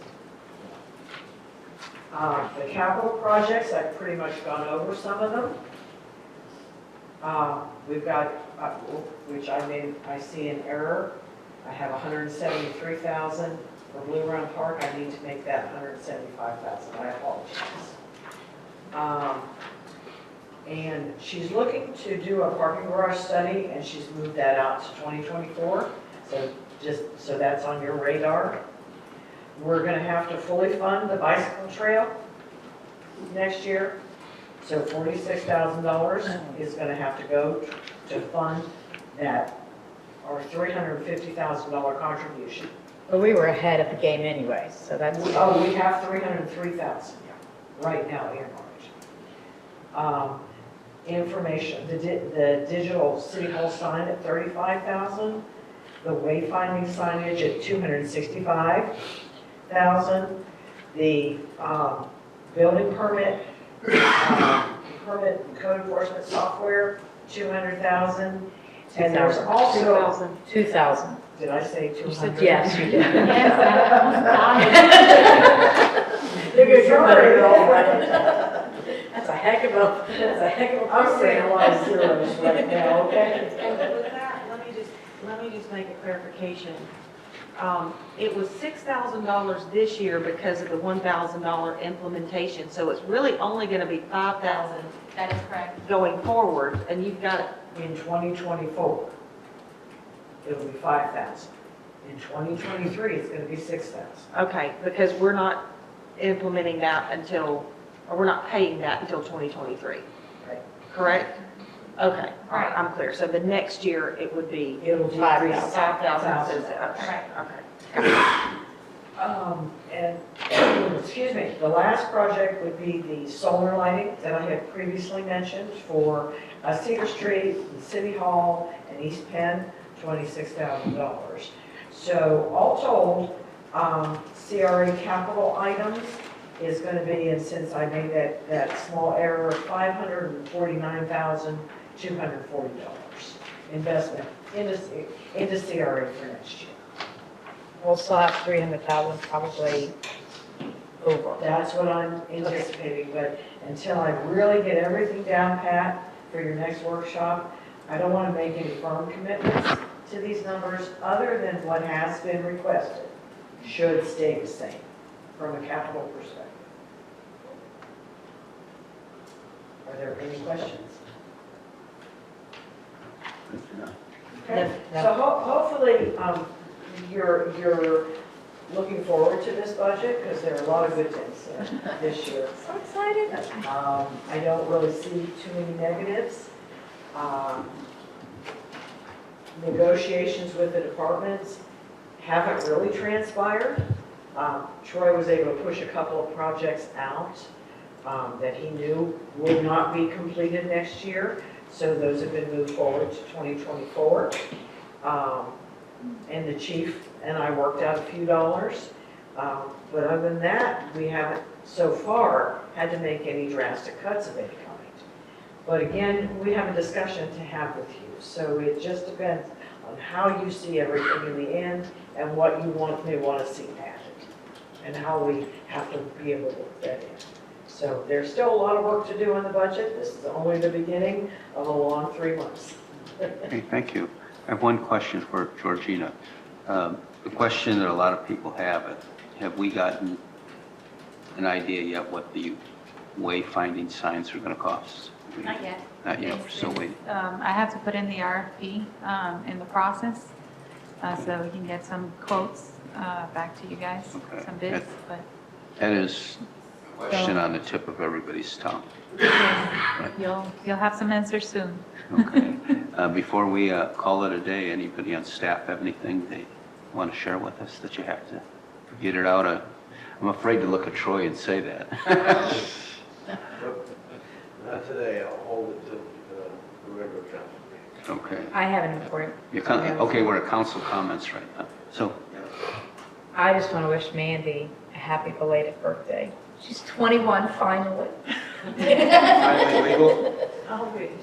And now, happy birthday. Thank you. Absolutely. My only comment is, again, accolades to Troy. I happened to be driving down Pennsylvania this morning at 7:15, and his crew was out there weeding and cutting and working like a maniac, and they started, we're supposed to report in at 7, so they're out there at 7:15. They're not showing up at your place at 7:15. They're actually out there working. They're kind of, I looked at my clock, my watch, and I said, I can't believe it. So keep them going. Keep them going, Troy. That was pretty impressive. Thank you, I'll let them know that you. I didn't notice that Matt and there was 2 of them out there. Matt and Keith. Yeah.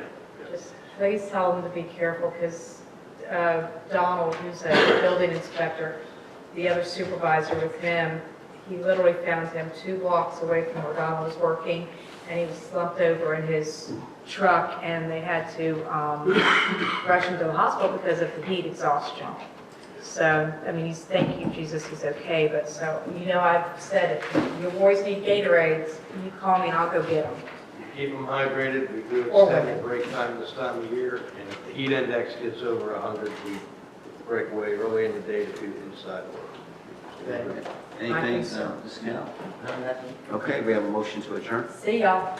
Okay, second, and all in favor? Bye. You want to stay? Go for it.